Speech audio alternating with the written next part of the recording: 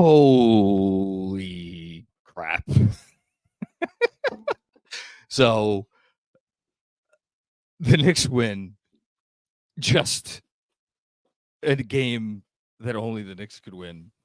And I am going to open this post-game show for giving a little everybody who's only listening to this and not watching live on YouTube a little behind the scenes. As you could tell, I am not in my usual friendly confines. I am away at my in-laws for Thanksgiving. And as such, there are other adults in the household who want to not feel like they are with a sociopathic 40-year-old man who cannot control his emotions during a basketball game. And so I was reprimanded to keep my voice down as this game was concluding. And so I'm going to bring in a very quick guest, my daughter, Scarlett. Come over here. Okay, you'll get your cereal in a second. Scarlett, tell the fine folks out in the internet, what did Daddy do when the game ended? He was right by the TV, and then he ran in the hallway, and then he slided down on the ground and looking at his phone. And it was a carpet, folks. So sliding on a carpet, not easy. But that is what the spirits moved me to do as the Knicks won a game that I'm still not quite sure that I could fully wrap my mind around. But I'm going to try. First, Scarlett, right? Cover your ears. There you go. Earmuffs. This fucking team. You're good. Only this effing team wins this game. Only this effing team puts themselves in a position to be down by 21 in this game after miraculously, against all odds, being somehow up at the half, despite playing the first half of basketball that was completely and totally into the Miami Heat's hands, dictated by that Miami. I was thinking to myself as they were down by 1,000,000 points, and Andrew texted me. This was Andrew's text to me as he thought I was, and shout out to APJP who's producing tonight, as he thought we were preparing for what was going to be easily the angriest post game of the season. Inhale, exhale, repeat. And I was thinking to myself, like, you know why the Heat are the most frustrating team to play against in the entire league? It's because it's not just because they beat you. It's because they are the team that beats you and then makes you hate yourself afterwards, makes you hate your basketball team, because you never feel like the Heat beat you. You feel like the Heat make you beat you. And as the Knicks were sitting there down by 21, we were on the shout out to all the Knicks Film School newsletter subscribers who were blowing up the Substack chat tonight. And I commented, and a few other people commented as well. Like they 28 other teams will look at the Knicks and they will say, all right, well, they got 2 All-NBA level players. We got to figure out who we're putting on one, who we're putting on the other. And then they got Quickley coming off the bench and this and that. No. The Heat do something different. They're like, oh, well, we're just going to funnel the ball into the guy who we want the ball in his hands, and we're just going to force him to make decisions. And that's how we're going to beat this team, because we don't think he can make good enough decisions. And we're going to put length on Jalen Brunson, and we're going to put our best defender, Jimmy Butler, on RJ Barrett, make sure he doesn't get going. And we're just going to basically funnel the ball into Julius Randle. Not that because we don't respect Julius Randle as a shot maker. They do, absolutely. But I was actually sitting there wondering to myself, I'm like, I wonder if Spo secretly inside his like heart of hearts is actually happy every time Julius Randle makes a shot, because it will further embolden him to continue going back to the well. And we've seen this from the Heat time and time again, and other smart teams as well, but no team more than the Heat, where they will dictate the terms specifically in that way. Put the ball in Julius Randle's hands. If he makes tough shots, you know what, you live with it. But we trust that the equation is going to work out in our favor. And sure enough, when Randle left this game, and I'm by the way, I want to take a step back. a lot of the blame I would put on Randle for the first half, and they were up after that half. The third quarter is the other thing that happens when you play the Miami Heat, which is once they get you, once they have you off your game, no team is better able to fully exploit the fact that they have unnerved you better than the Miami Heat. And the Knicks were completely unraveled and completely out of sorts by the end of that third quarter until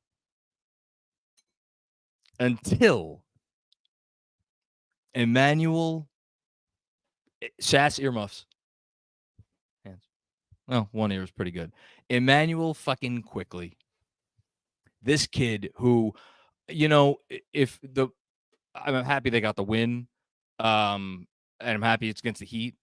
And I'm happy we just didn't lose 2 games in a row. And we maybe they're not in our heads now. Maybe because it felt like it was getting in that direction. Oh my God, the Heat are in our heads. We're never going to beat this team. Nope. We got something back tonight. The reason I'm happiest about this win is because for a national audience who was watching this game across the country, everybody saw, oh, that's why Immanuel Quickley is the most important 6-man in basketball. And that's why the Knicks better believe they're going to have to pay out the nose for Immanuel Quickley this summer if they want to keep him. And, oh, you better believe they're going to want to keep him. Not that there was any ever dispute about that, but because, and we're going to talk about Jalen Brunson in a second. Trust me, I have all sorts of praise to go for the Knicks point guard tandem. No, I mean, we talk a lot about the Knicks center combination. Is there a team in the league that has a better center combination in the NBA than the New York Knicks? That's probably debatable. There's no team that has anything close to what the Knicks have in Jalen Brunson, who I believe when all is said and done will make himself a genuine all-NBA case this season. And Immanuel Quickley, who is a guy that, if he was playing on a lot of other teams where he got an opportunity to start, certainly, and maybe do a little bit more, I don't know, does he have an all-star upside? I think that's kind of where I'm at this point. I've gone back and forth in last season's playoffs, partially against the Miami Heat, took a lot of the wind out of the sails of some Quickley believers. Others stayed the course. And on a night like tonight, those who stayed the course and were like, nope, this kid's a star. He had a bad playoff series. It's happened to better players. Immanuel Quickley is the truth. He's the real deal. And tonight, I'm looking at his final stat line right now, which absolutely does not even begin to say how important he was in getting this win. 20 points on 8 of 17 shooting, 4 rebounds, 2 assists. That's the stat line is not what's important. You want to know what's important? And I'm going to eat my words from when I say this at times, because most of the time it's true. Most of the time you throw out game to game or in-game plus minus, 1 game plus minus, throw it out with the trash, means nothing. Tonight, Immanuel Quickley plus 22 in a game the Knicks won by 2 says everything. It says everything, because the Knicks lose this game by 30 if they don't have Immanuel Quickley on their roster. So I can't say enough good things about Immanuel Quickley. Star of the night, and that is with all due respect to a guy who, there are people who will give a lot of the praise to Leon Rose as far as changing the culture of this team. There will be crazy men like me who will give a lot of the praise to Tom Thibodeau. There's no discussion, I mean, about who changed the New York Knicks and who changed the trajectory of the New York Knicks as a franchise. It's Jalen Brunson. It's Jalen Brunson, just like, I was going to say Jimmy Butler changed the trajectory of the Miami Heat franchise, but like in a way that Jimmy Butler brought the Heat back to being a serious team again. And in a way certain players are able to do for franchises, Jalen Brunson gives the Knicks legitimacy. It's as simple as that. He makes the Knicks a legitimate team. And his final stat line, again, doesn't speak to his impact on this game. 24 points on 10 of 16 shooting. For the first time all season, it feels like Immanuel Quickley had a great game without being hot from 3, as my daughter's doing a dance routine next to me. We got to get you your own YouTube channel. I think that's where this is headed. Would you like that? Yeah, okay. We'll work on that. We'll get Andrew on that. It's priority number one. Only made one 3-pointer tonight. Did Jalen Brunson. Only had 3 assists. There was some commentary about whether or not ridiculous. His lack of assists was indicative. Again, it's the Heat game plan. The Heat are going to tell Immanuel Quickley or Jalen Brunson, like, if you make tough shots against us, we'll live with that. The difference with Jalen Brunson is Jalen Brunson can figure out how to still use that to his advantage because he is such a good shot maker. And he is a shot maker at an elite level when you're talking about things like drawing contact, when you're talking about baiting guys and never getting rattled. Like, the thing that I think needs to be noted about Brunson, on a night when the Knicks had 18 turnovers, Brunson only had 2. So like, and even 2 is kind of a lot for him, but he never let that aspect of the Heat game plan get to him. And the result of Brunson and Quickley, and let's also give a couple other shout outs. I'm going to save it a few of the specifics because I want to get to the super chats because I'm sure people are going to be excited tonight. Although I'm curious when the super chats started. I wonder if we have a whole bunch of super chats from when this looked like it was going to be a Heat blowout. I don't know. In addition to Quickley and Brunson, RJ Barrett, look, he didn't have all great moments tonight, but let me tell you, this kid, time and time again, when you need a big play, who somehow finds a way to make it. And his 3 that made it 89-82 for me was the moment where it was like, oh, wow, this might be real. This might be real. So shout out to RJ, made a lot of good plays. Isaiah Hartenstein. There's a reason that Thibs went with Hartenstein down the stretch, and that's because Mitchell Robinson, something about facing this Heat team where, again, they will emphasize your ability to make quick decisions and good decisions, and obviously passing. That's the thing, is like the Knicks are not a team full of guys who are smart, quick passers, smart, quick decision makers. Hartenstein, and I love the progress that Mitch has made this year in that department. Hartenstein is just better. And I think he was in there late partially for that reason. But the play he made, and I would love to see a replay. I have not seen a replay yet of the Bam Adebayo blown dunk attempt. Here, I'll rip you out a piece of paper. Hold on. Here, sit over there. I'll rip you out something. The Bam Adebayo blown dunk attempt that Hartenstein was right there. Here's what I do know. I know that without question, Bam, like, if Hartenstein's like, you know what? I can't do anything with this. Here, rip this up. I got to let him have this one. That's a dunk. But Hartenstein's there. He bothered the shot enough. And it was a massive play coming down the stretch of the game as the Heat just could not get anything whatsoever to go. So shout out to Hartenstein. Do I give a shout out to Julius Randle for not touching the ball down the stretch after he came in and playing pretty good defense? Sure, why not? But the other guy I'll give a kudos to is Josh Hart, who got taken out at the 4-minute mark for Randle. I think just because he had been playing for so freaking long. And I think Thibs wanted a little bit more of a sure thing on the boards, and he couldn't take out RJ because he needed the spacing, and he obviously couldn't take out Quickley or Brunson. So, but yeah, Josh Hart, that comeback doesn't happen without Josh Hart either. And it was nice to see for the first time all season the version of Josh Hart a little bit. I know he wasn't perfect, but a little bit that we all fell in love with last year. So that's all I got. Win of the season. Hopefully the sort of win that can catapult them. And look, I never want to get too high or too low in November, and it's still November. But this game had all the makings of one. It just left a really bad taste in your mouth, given who they were playing. And, I don't give a crap about the in-season tournament, and I frankly probably don't think the Knicks do either. But, like, it's on national TV. Like, it's, you got an orange court or whatever you want to say.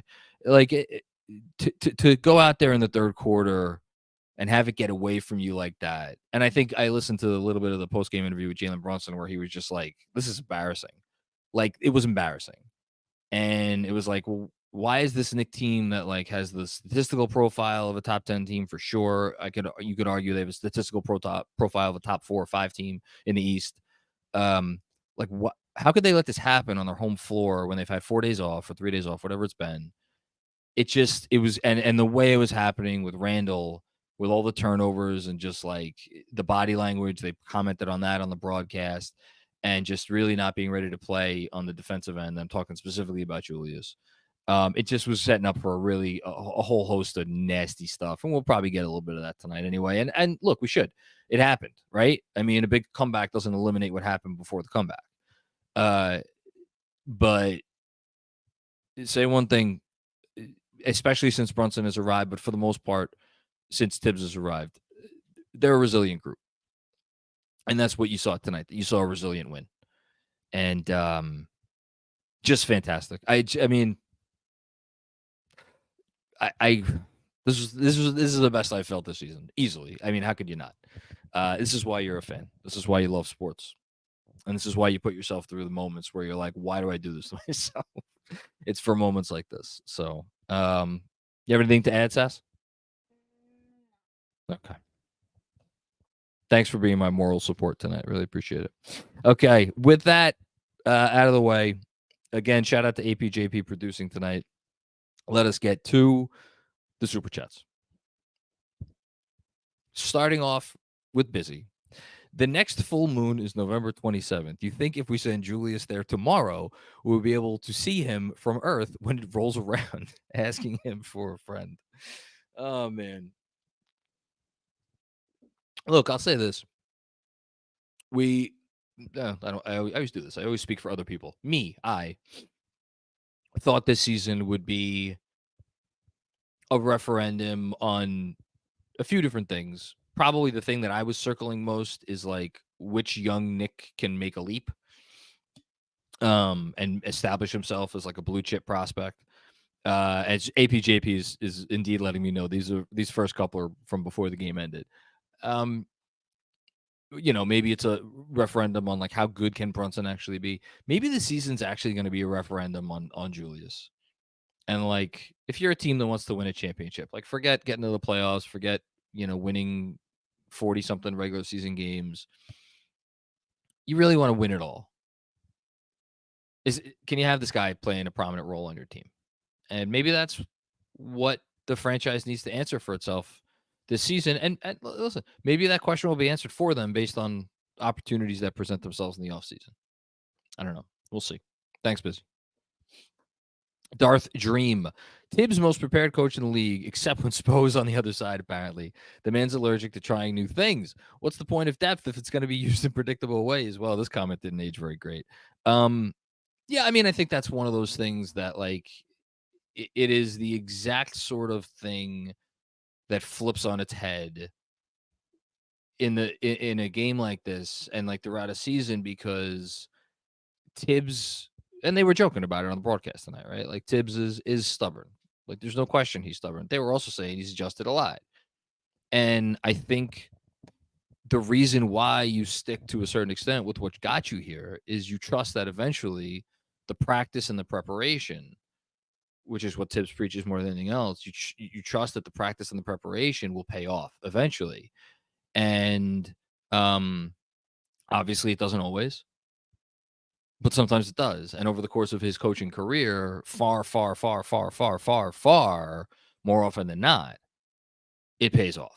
Because if you look at coaches who have coached the number of games that he has in the NBA, I mean, he's won a lot more games than most.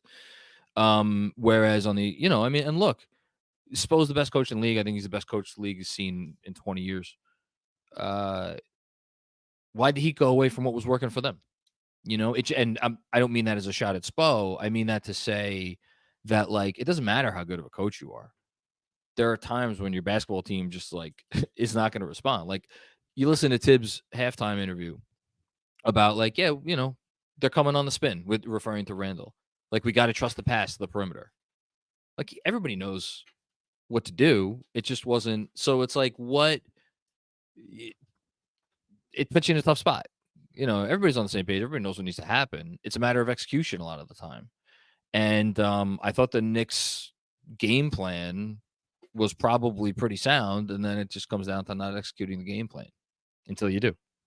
Thanks, Darth Dream. Sergio Acosta, what's going on, Sergio? Fooling ourselves with Randle, inefficient, and the black hole of the NBA. Quentin Grimes gives you nothing on offense besides cash and shoot. Cash in on RJ what we can. I know Macri has a Butler jersey in his closet, but they're a joke. Okay, let me take this one by one. Is it possible that Randle is a guy who you're never going to be able to win with at the highest level? Yeah, it's possible. And I'll refer back to a pod that I did with Fred Katz a few weeks ago, in which I asked him amidst Julius's early season struggles, like, what does the front office really think about Randle? And his guess, I want to say, be very clear, his guess, not reporting, his guess is that they're probably mixed. There are probably some people who think like you do, and then there's probably some people who think like, hey, what if he's the third guy, and what if we just have him really focus on X, Y, and Z? I don't know. We'll see. Grimes giving you nothing on offense as catch and shoot. I mean, it's his best skill. It's a pretty important skill for this starting five. He's still working on the dribble drive game. It happens. I'm not killing Quentin Grimes. A third-year player, and he's being asked to do a really tough role. Is he doing that role perfectly? No, but it's a work in progress. This is what good organizations do. You ride the ups and downs of young players. Cash in on RJ while you can. I don't really know what to do with that. I think RJ's in the midst of his best season just because he's had a couple of rough games. I mean, it is what it is. And then me having a Butler jersey in my closet. I mean, I worship the ground that Jimmy Butler walks on, and Pat Riley as well. Are the Heat a joke? No. Any team that can consist it's so funny to me. Like people, like fans of the Knicks will be like, "Oh, we should be able to out talent that team." Like the freaking Celtics couldn't out talent the Heat, and the Celtics have immeasurably more talent. Last year's Celtics, I'm talking about, than the Knicks. And yet the Heat do this shit to them. I mean, the Nuggets. I think the Nuggets were a really, really poor matchup for the Heat in terms of like what the Heat would have wanted. But I mean, even them, like it took some really otherworldly stuff in the finals for them to finally crack the code. But like, this is just what the Heat do. Like, if you're gonna call them a joke, like I don't. I mean, whatever. To each their own, I guess. Thanks, Sergio. Guy Hooper, then, what's going on? I have a feeling I know where this one's going.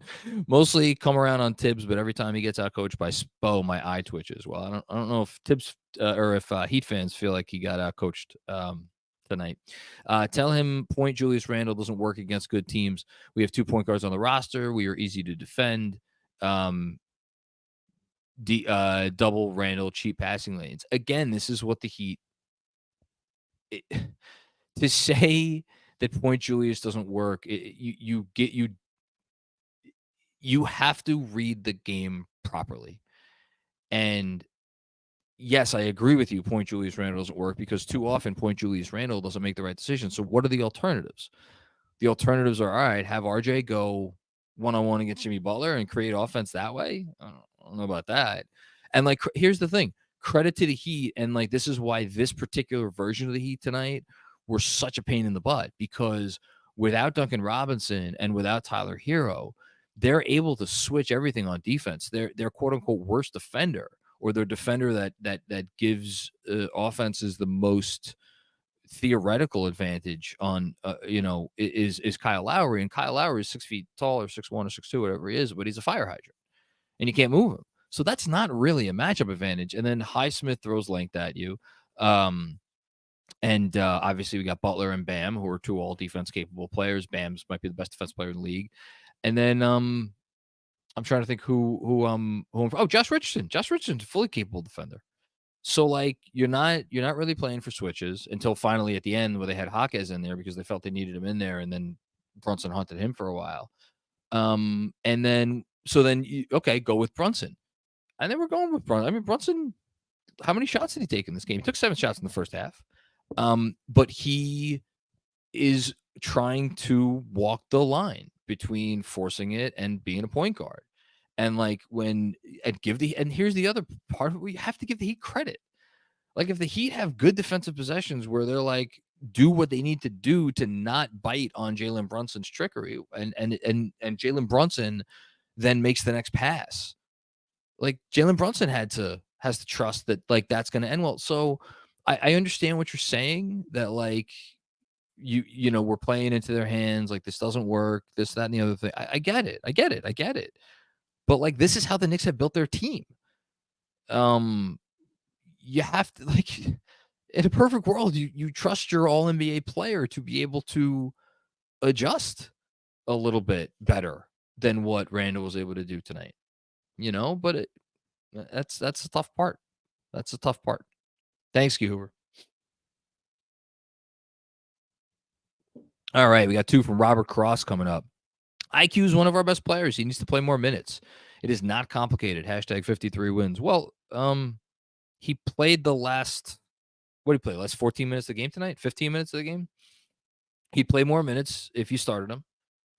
But starting him also means you don't get to have as much lineup versatility as you do now. I think it's an interesting question. I think it will remain an interesting question. I am fine with the way things are. But IQ is awesome. And he showed that tonight. So there you go. Thanks, Robert. And another one, Julius' effort and body language was crap tonight. Enough with him for real. Hashtag 53 wins. Yeah. No, I don't have anything to add. He was not good. And he's not part of why they won the game. That's for damn sure. Okay, I'm looking forward to me hopefully getting some more positives here. I just missed that one. TJ2K 318 left in the third. IQ hits a timely 3. Spark ignited. That was the one that started it. And how often does a Quickley 3 start it? Right? That's one of the things that makes him so valuable. Thanks, TJ. Will Oliver, happy freaking Thanksgiving. We've seen that shot go in and ruin our nights for decades. Because correct, did he miss a 3 before that? Because I feel like he made his first 3 threes tonight, obviously referring to the Jimmy Butler 3 that would have given the Heat the win at the end. Before that shot, Jimmy Butler was 3 of 4 from deep. So I think maybe he make his first 3 and then he missed one and then he missed that last one. But like, I thought it was going in, and it was good defense too. RJ played great defense, but I thought it was going in. Yeah, that would have been bad. What an outstanding effort. Brunson is him. Game of the year. That might be the game of the year in the NBA so far. I mean, there have been a few good ones. I thought the OKC Golden State game a week or so ago was great. Couple other really good ones. Phoenix has played some good games recently against Utah. They had a double overtime game recently, but that might get the game of the year nod, or at least the quarter of the year for Knicks fans. Thanks, Will. Robert Cross with another one. First time, long time. It's your boy. Need to move Julius so RJ can thrive. The sooner, the better. That's the age-old question, Robert. What do you want to move him for? Who do you want to move him for? You want to move him for another guy that draws double teams and can make really, really, really, really, really, really, really tough shots, but like passes better and is a better decision maker and is a more consistent player on in terms of effort and defense. Okay, great. I've just described an MVP candidate.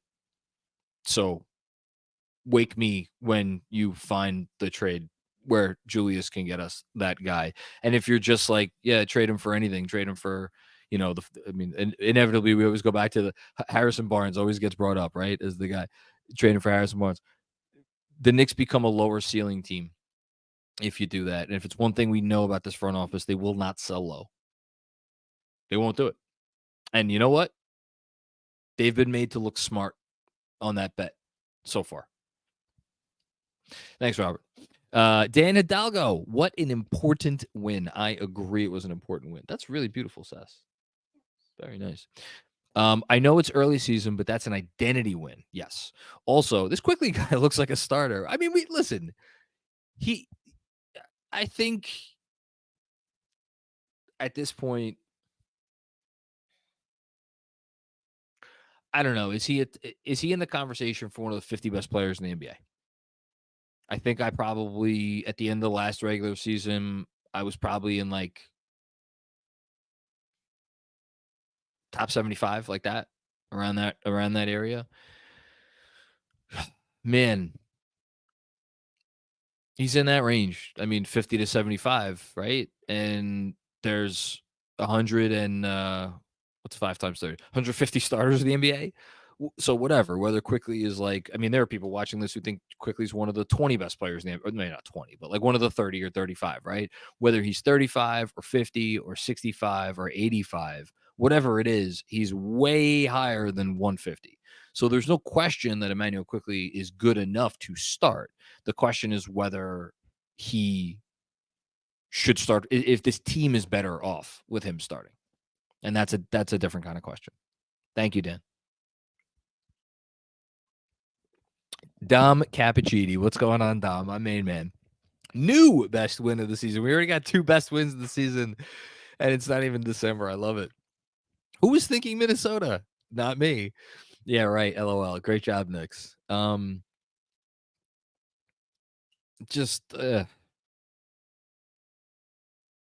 character of this team. This can't be taught, can't be replicated, can't be faked, and can't be bought. You know, Jalen Brunson, $104 million. Might go down as one of the 5 most important free agent signings in the NBA over the last, I don't know, 15, 20 years. That may seem crazy, but I'm not saying he's one of the 5 best players to sign. I mean, God knows that's certainly not true. But in terms of what he meant, and by the way, you could say the same by the same token, Immanuel Quickley as a draft pick, right? Because they needed to hit, like, and they didn't hit on Obi. They needed to hit on that first draft somehow, some way with someone, and they hit on Immanuel Quickley. Thanks, Tom. Sam Garcia, what a bleeping win. Oh God, I only yelled once, and mommy didn't. She didn't like that, right? No, she didn't like that. She did not care for that. But it was only the one time, so that's good. Thanks, Sam. Robert Cross with another one. Been watching this team approaching 40 years. Never been more sick of one player than 30, period. Hashtag 53 wins. All right, Robert, you got to get off, man. You got to get off of this. That's a great win. And I know we're in the portion of the Super Chats where it's after the win. If you're like, I don't want to tell you how to live your life, but if you're still worrying about what, like, Randle's poor impact on the team, you're doing fandom wrong. Like, this team just had an absolute legendary win. Like, all-timer. And you're still worrying about Julius fucking Randle? Like, why? We know what Julius Randle is. We knew what Julius Randle was before this game started. We knew what he was before the season started. We knew what he was a year ago, 2 years ago, 3 years ago. We knew what he was before they signed him, which is why I was sitting there the night that they signed him, and I was like, oh, my God, thank God it's a third-year player or a third-year team option. We know what this player is. He's an immensely talented player who the Knicks got as the fallback plan to the fallback plan.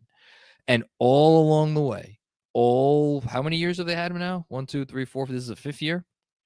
All 5, going into 5 years that they've had him, there has never been an opportunity for them to either move him that made sense for the team, other than arguably in the beginning of his first All-NBA season, and who that I've always go back to that, but like maybe there were no offers, and like also Leon had just taken over, like they kind of stepped in shit. The team was good, the whole thing, so it's hard to blame him for that. And there's never been an opportunity to give him a real reduced role because of how they built the offense around him once Thibs arrived. So to just continue to harp on, and look, I'm picking on you because you're easy to pick on. But like, seriously, like we know what this player is. He's an immensely frustrating player. You could argue he's the most frustrating player in the NBA, and I won't argue with you. But like, this team won despite his poor performance. And there will be a game soon, maybe 2 days from now, for all we know, where they win because of him. And because there are so many games where they win because of him is why they continue to put up with games like this. As frustrating as it is for those of us who have to watch him. Thanks, Robert. Bernard Richardson, F the Heat, always, perpetually. For as much as I respect them and respect how they go about their business, and I mean, this Jaquez kid is the latest one, right? What they get him, 17th pick? I mean, you knew it too. You knew like he was going to step in. Like, oh, great, there's another awesome Miami Heat player who fits into exactly what they do. Yeah, no, it's so frustrating. They're so good at maximizing the talent that they have, and really, and here's where I'll twist the dagger. They need to, because my God, have they blown it so many ways in terms of making the big move, right? The arrogance. And like, I'm not going to blame Pat Riley for being arrogant. If I was Pat Riley, I'd be arrogant too. Forget about it. But the arrogance with which they approached this summer with the Lillard thing, you know, like, and that's not the only instance either, right? Like there have been other times, and like they've made some missteps along the way in terms of building their team. So like, yeah, thank God they do all this other stuff well, because if not, like, you could ask some real questions about how some of the decisions they made over the years, for sure. Thanks, Bernard. Colin Glick, this effing team. You got that right. That's the only thing you'd say about tonight. This effing team. Only appropriate response. Keith, what's going on, Keith? I don't even know what I just witnessed. Neither do I. It was so certainly it would be a classic fake Knicks comeback. LOL. All I'll say is Immanuel Quickley is heaven sent. And as always, F the Heat. Shouts to KFS. Nice cut, by the way, fam. So I'm going to go back to a moment in the game. And this was the fake Knicks comeback moment. It was in the fourth quarter, obviously, when the Knicks had cut the lead to 6. And they cut the lead to 6 on an Immanuel Quickley 3, of course, because of course they did, off a nice pass by Jalen Brunson. 93-87.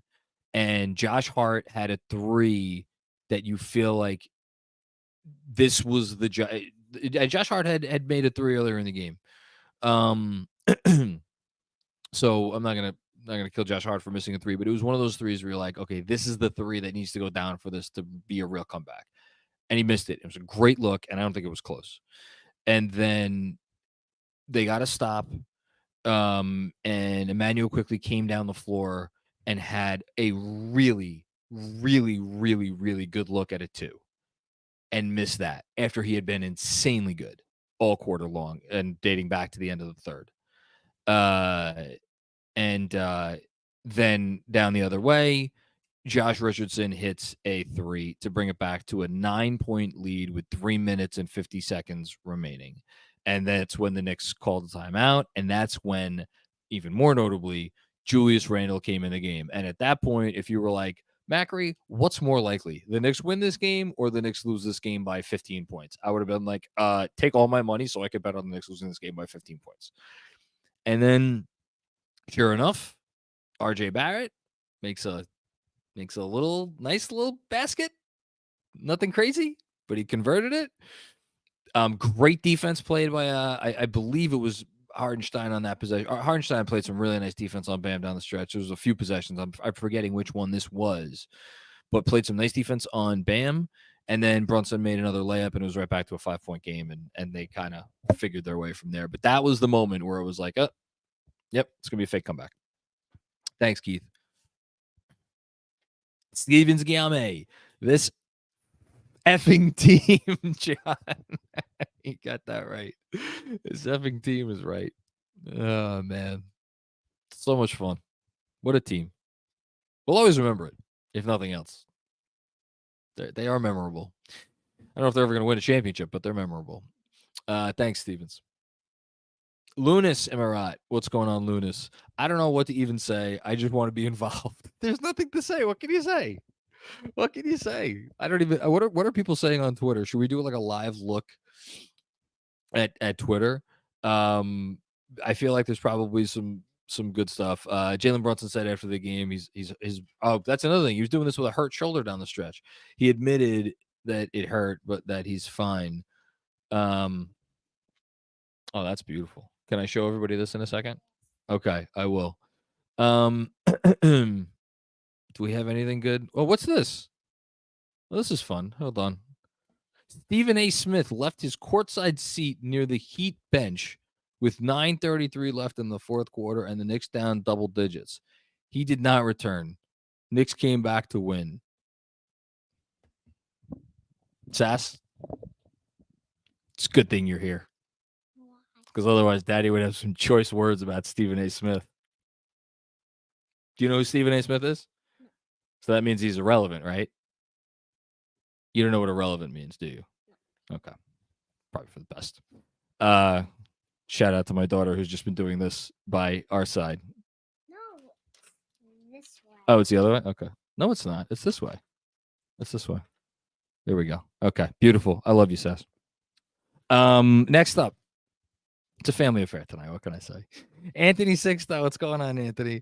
Dante DiVincenzo, when it seemed hopeless, came in with great hustle. I'm happy you shouted him out, and this is a terrible job by me not shouting him out at the start because his hustle was absolutely instrumental, including the steal that didn't end up being a steal because he stepped out of bounds.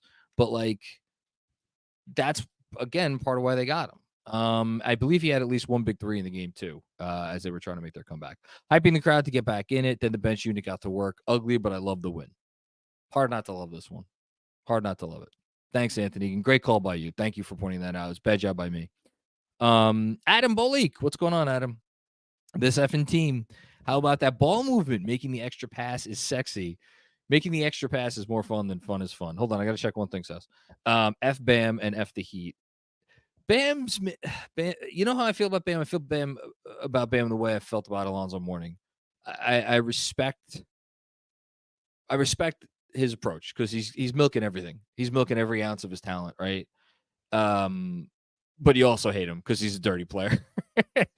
It's like, oh God, it's tough. But yeah, I'm just looking up the Knicks' final assist total. 21 assists on 39 made field goals. Yeah, that's about right for them. That's about right. Here you go. Here, sit over there so that I could look in the camera. Thanks, Adam. Robert Cross, Adebayo is trash. That was a flagrant on Brunson. Hashtag 53 wins. I will say this. I'll throw a bone your way, Robert. I when I saw that, I was like, is Jalen Brunson the only player in the NBA who refs are not allowed to review fouls for flagrant fouls? Is that like, is there a rule? Maybe it's something that they snuck in the new CBA about reviews for flagrant ones and flagrant twos, unless it's Jalen Brunson. Because that was a pretty hard foul. But at the same time, it's like he was, you could argue he's going for the ball, but it was an incredibly hard foul. Thanks, Rob. Anthony Strano. What's going on, Anthony? I am sorry I fainted when Jimmy got his shot off. Did we win? I mean, well, it's interesting because I think that if that shot went in, well, actually, no, never mind.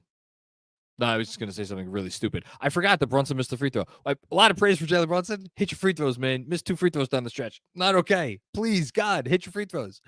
I was going to say something very stupid, which is that we would have been having a conversation about whether the Knicks should have fouled before he could get off the 3, but obviously that is ridiculous because they were only up by 2. They were not up by 3. But the defense was, I thought the defense was great. Like, the defense was great, and if it went in and they lost the game, my God, what would this conversation be about? Well, I'm just happy I don't have to have that conversation. Let's just end it there. Thank you, Anthony. I hope you realize they won. Matt G, what's going on, Matt? 8-9 rotation guys give 8 out of 9 rotation guys give consistent effort and play for each other. Will not be able to take the next step without getting rid of him. IQ led the comeback. Yeah, he did. Look, I'll give you the same stuff I gave for Robert. I want to try to be positive because the win was so great. And at the same time, like, I also can't blame you. I can't blame you for being frustrated because here's why I can't blame people. So I'll throw you another bone, Robert. I just love getting on you about shit. I'll throw you another bone. For the first time in I don't know. It depends on how you felt about the 2012-13 team. I would argue for the first time, maybe since the 90s, or at the very least the 99-2000 season, there's a feeling like we have a special enough brew here to go all the way.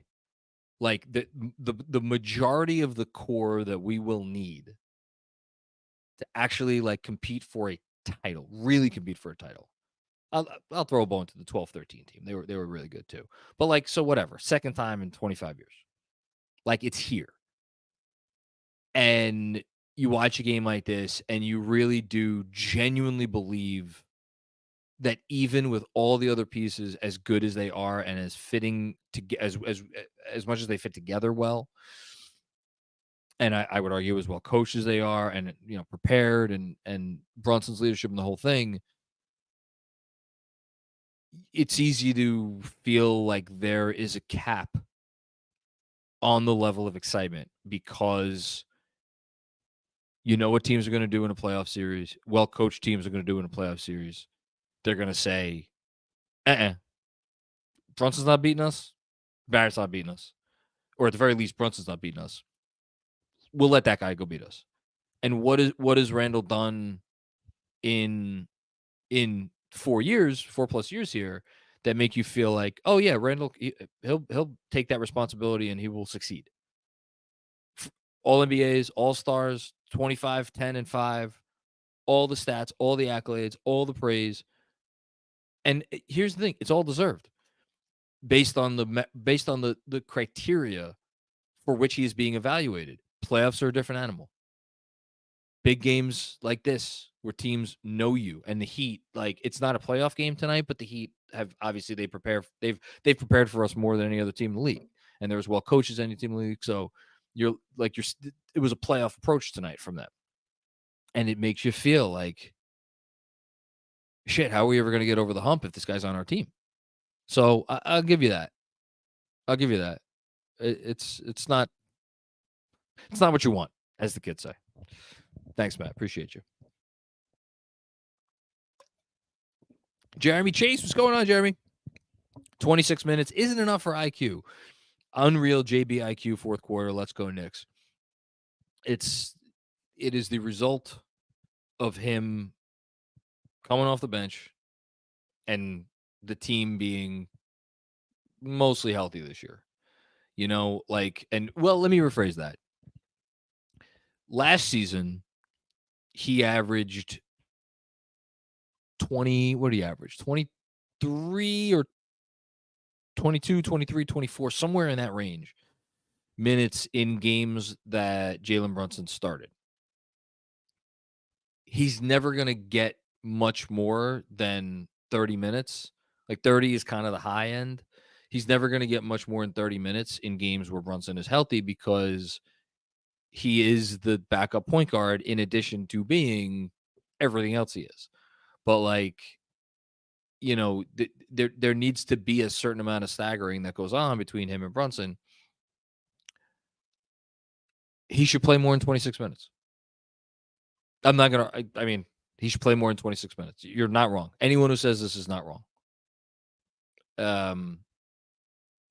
Which is it gets us to some more interesting, more complex conversations. I'll say that. Thank you, Jeremy. Drew P. Thibs learned Randle ball doesn't work. Great game.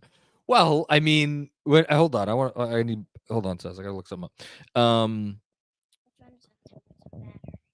Well, why is that? Because you were playing Roblox. It's your fault. And Daddy's fault because I didn't charge it. So the Randle got taken out of the game in the third quarter, and they were down. My God, I don't even know what they were down. He actually stayed in for a goodly amount of time. I'm looking at it now. Man, when the hell did he? Yeah, he was in until late. Missed the three. A great look after some great passing. Had a nice assist on a Quickley three. And then, yeah, he played the entire third quarter. and they were down by 16. So like it was more just him not being there, and they had to go to other stuff. Now, I also want to say, as my daughter shows off her new Christmas ornament to everybody, like the Knicks absolutely had an advantage in this game with their bench unit versus Miami's bench unit. And it finally came to fruition a little bit in the fourth quarter. Thibs deserves credit for not putting Randle in earlier, but obviously, like, why would he?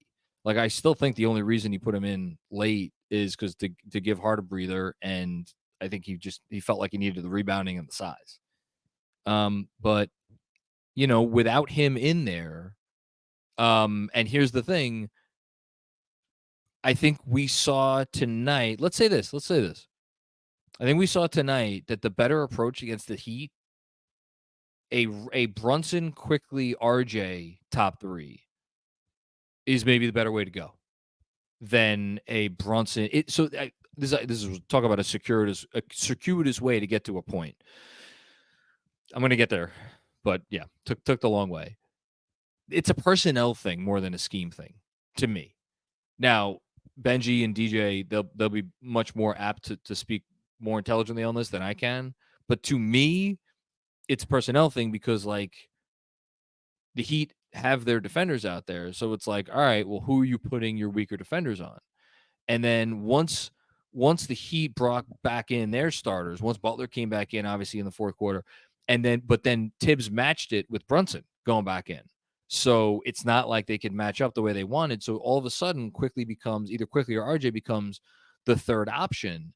And then, but also, like, I think Jaquez being in there too was helpful because Brunson nobody's better at hunting a switch than Jalen Brunson, and he did, and we saw where that got him. So it did allow them to do some different things. But again, I think it stems from who was on the court, more than a game plan, because the Heat are going to dictate that game plan to you to a large extent. Thanks, Drew. Haitian Ferg, what's going on? Always put a smile on my face when I see a comment from you. I Hart over Mitch to close helped our offense. Absolutely. Completely agree. It was the right call. Like, how about that? How about we maybe praise a controversial decision? Like, Mitchell Robinson's getting Defensive Player of the Year love, and he didn't put him in down the stretch, and it was absolutely the right move. That takes some balls. DDV over Grimes helped. Yep, agree with that, and didn't think Grimes had a particularly great game. No Randle in the fourth. IQ for the entire fourth. Thibs adjusted, and it worked tonight. Shout out to my cuz Liz. You got to believe Brun's him. Let's go Knicks. Shout out to Liz. I don't know what Liz is up to, but I hope Liz had a great Thanksgiving. Hope you all had a great Thanksgiving, Haitian Ferg, and I hope everybody out there had a great Thanksgiving. Sass, did you enjoy Thanksgiving? Yeah. That was underwhelming. Thanks, Haitian. You're the man. Paul Hercules. That's a great name. This godforsaken team. I went to the grocery store after work, looked at the score, and saw they came all the way back. I love this team so much. Great job as always, Macri. God bless. Listen, I don't know what the hell I'm doing here, but I try to put one foot in front of the other. F the Heat forever. That's the comment of the night. Not because you said great job by me, but just like this godforsaken team, and then I love this team so much in the same comment. That's the Knicks. That's the Knicks in a nutshell. So you can't really say anything else. Thank you, Paul. Appreciate you, man. Colin Gick, what's going on again? Lost it at a hotel bar in suburban Houston. Let's freaking go Knicks. I would have liked to watch this game at a hotel bar. I would have probably gotten asked to leave the bar. But it would have been worth it. Would have been worth it. Thanks, Colin. What? What do you want me to scratch? Okay. Adult Donkeys, A Time for Turtles. What do you think about that name, Sass? Adult Donkeys, A Time for Turtles. You fan? Okay. Spo outcoached the shit out of Thibs. I mean, I don't know about that. If you're a coach and your team gets a 21-point lead because the other team is kicking the ball all around the floor, and then you can't hold that lead, and you have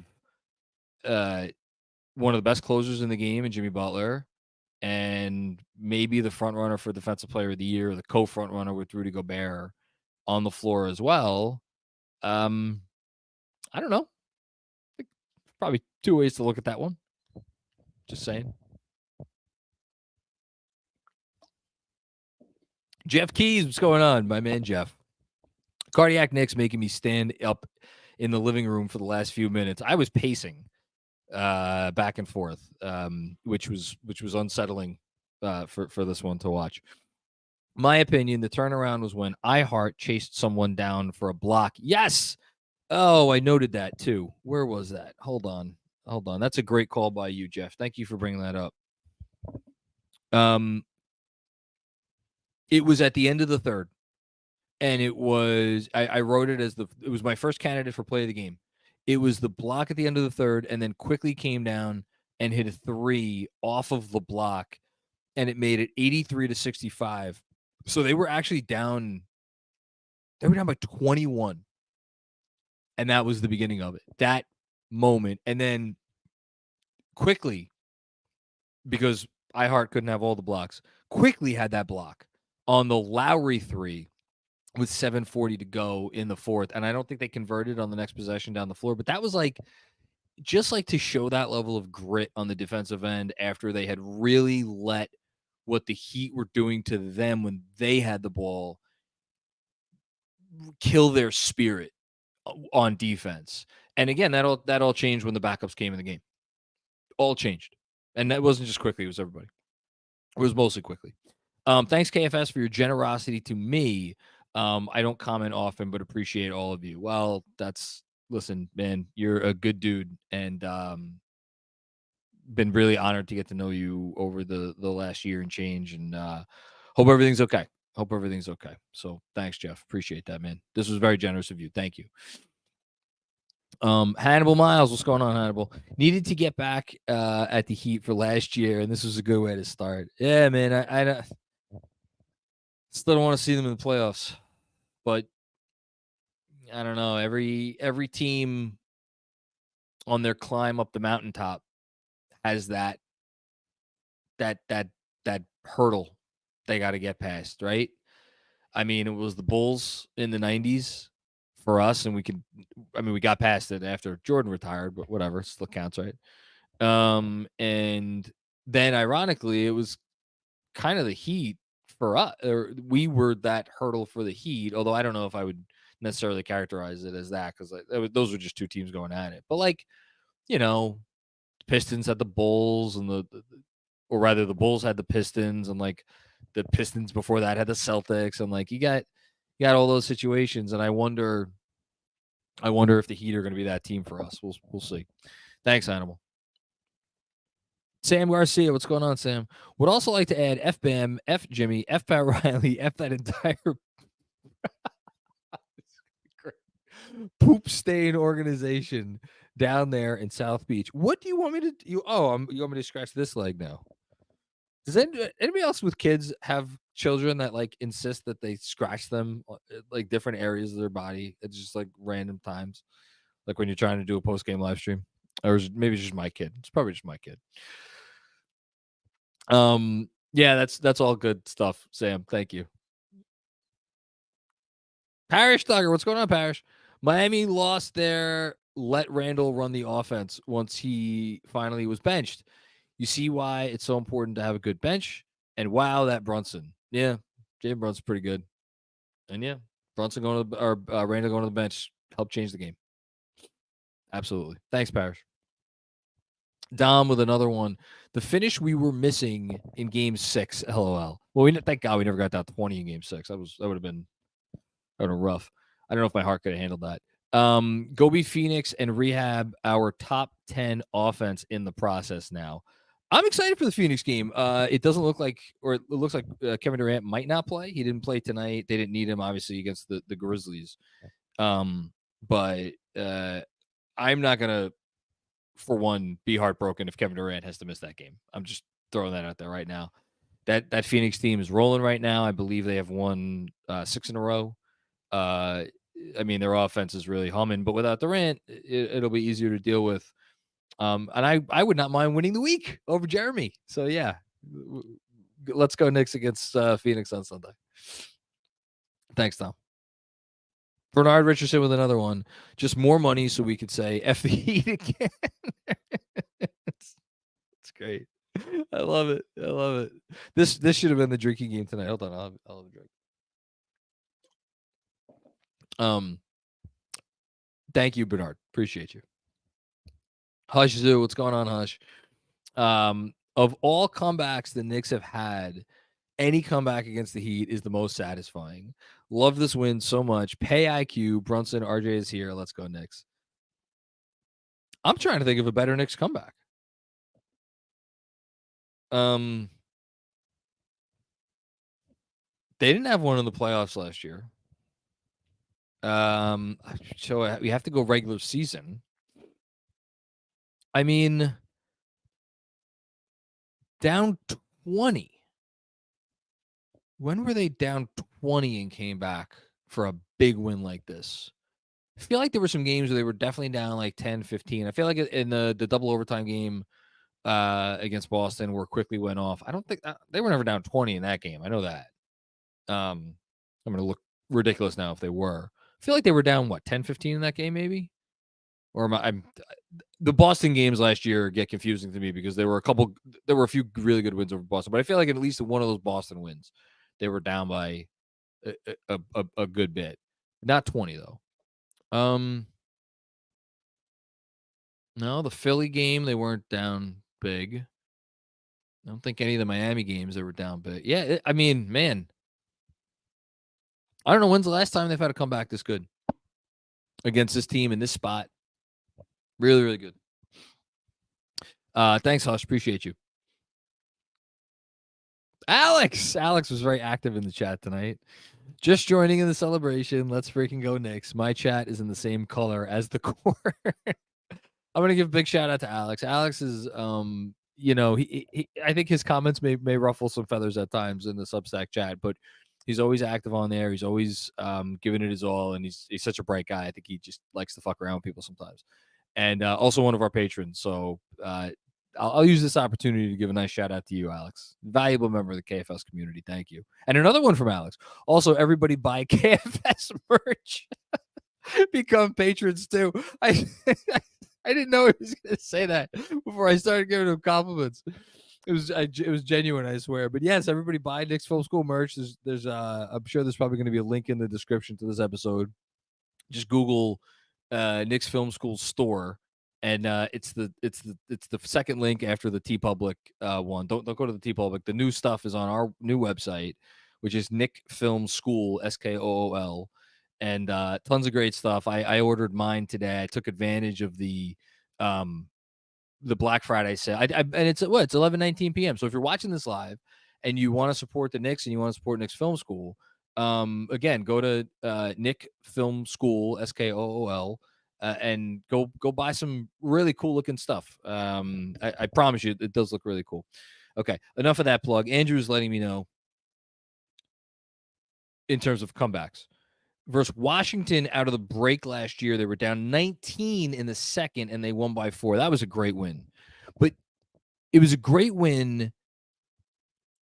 I guess the difference for me between this and that is that they were rolling. What are you doing?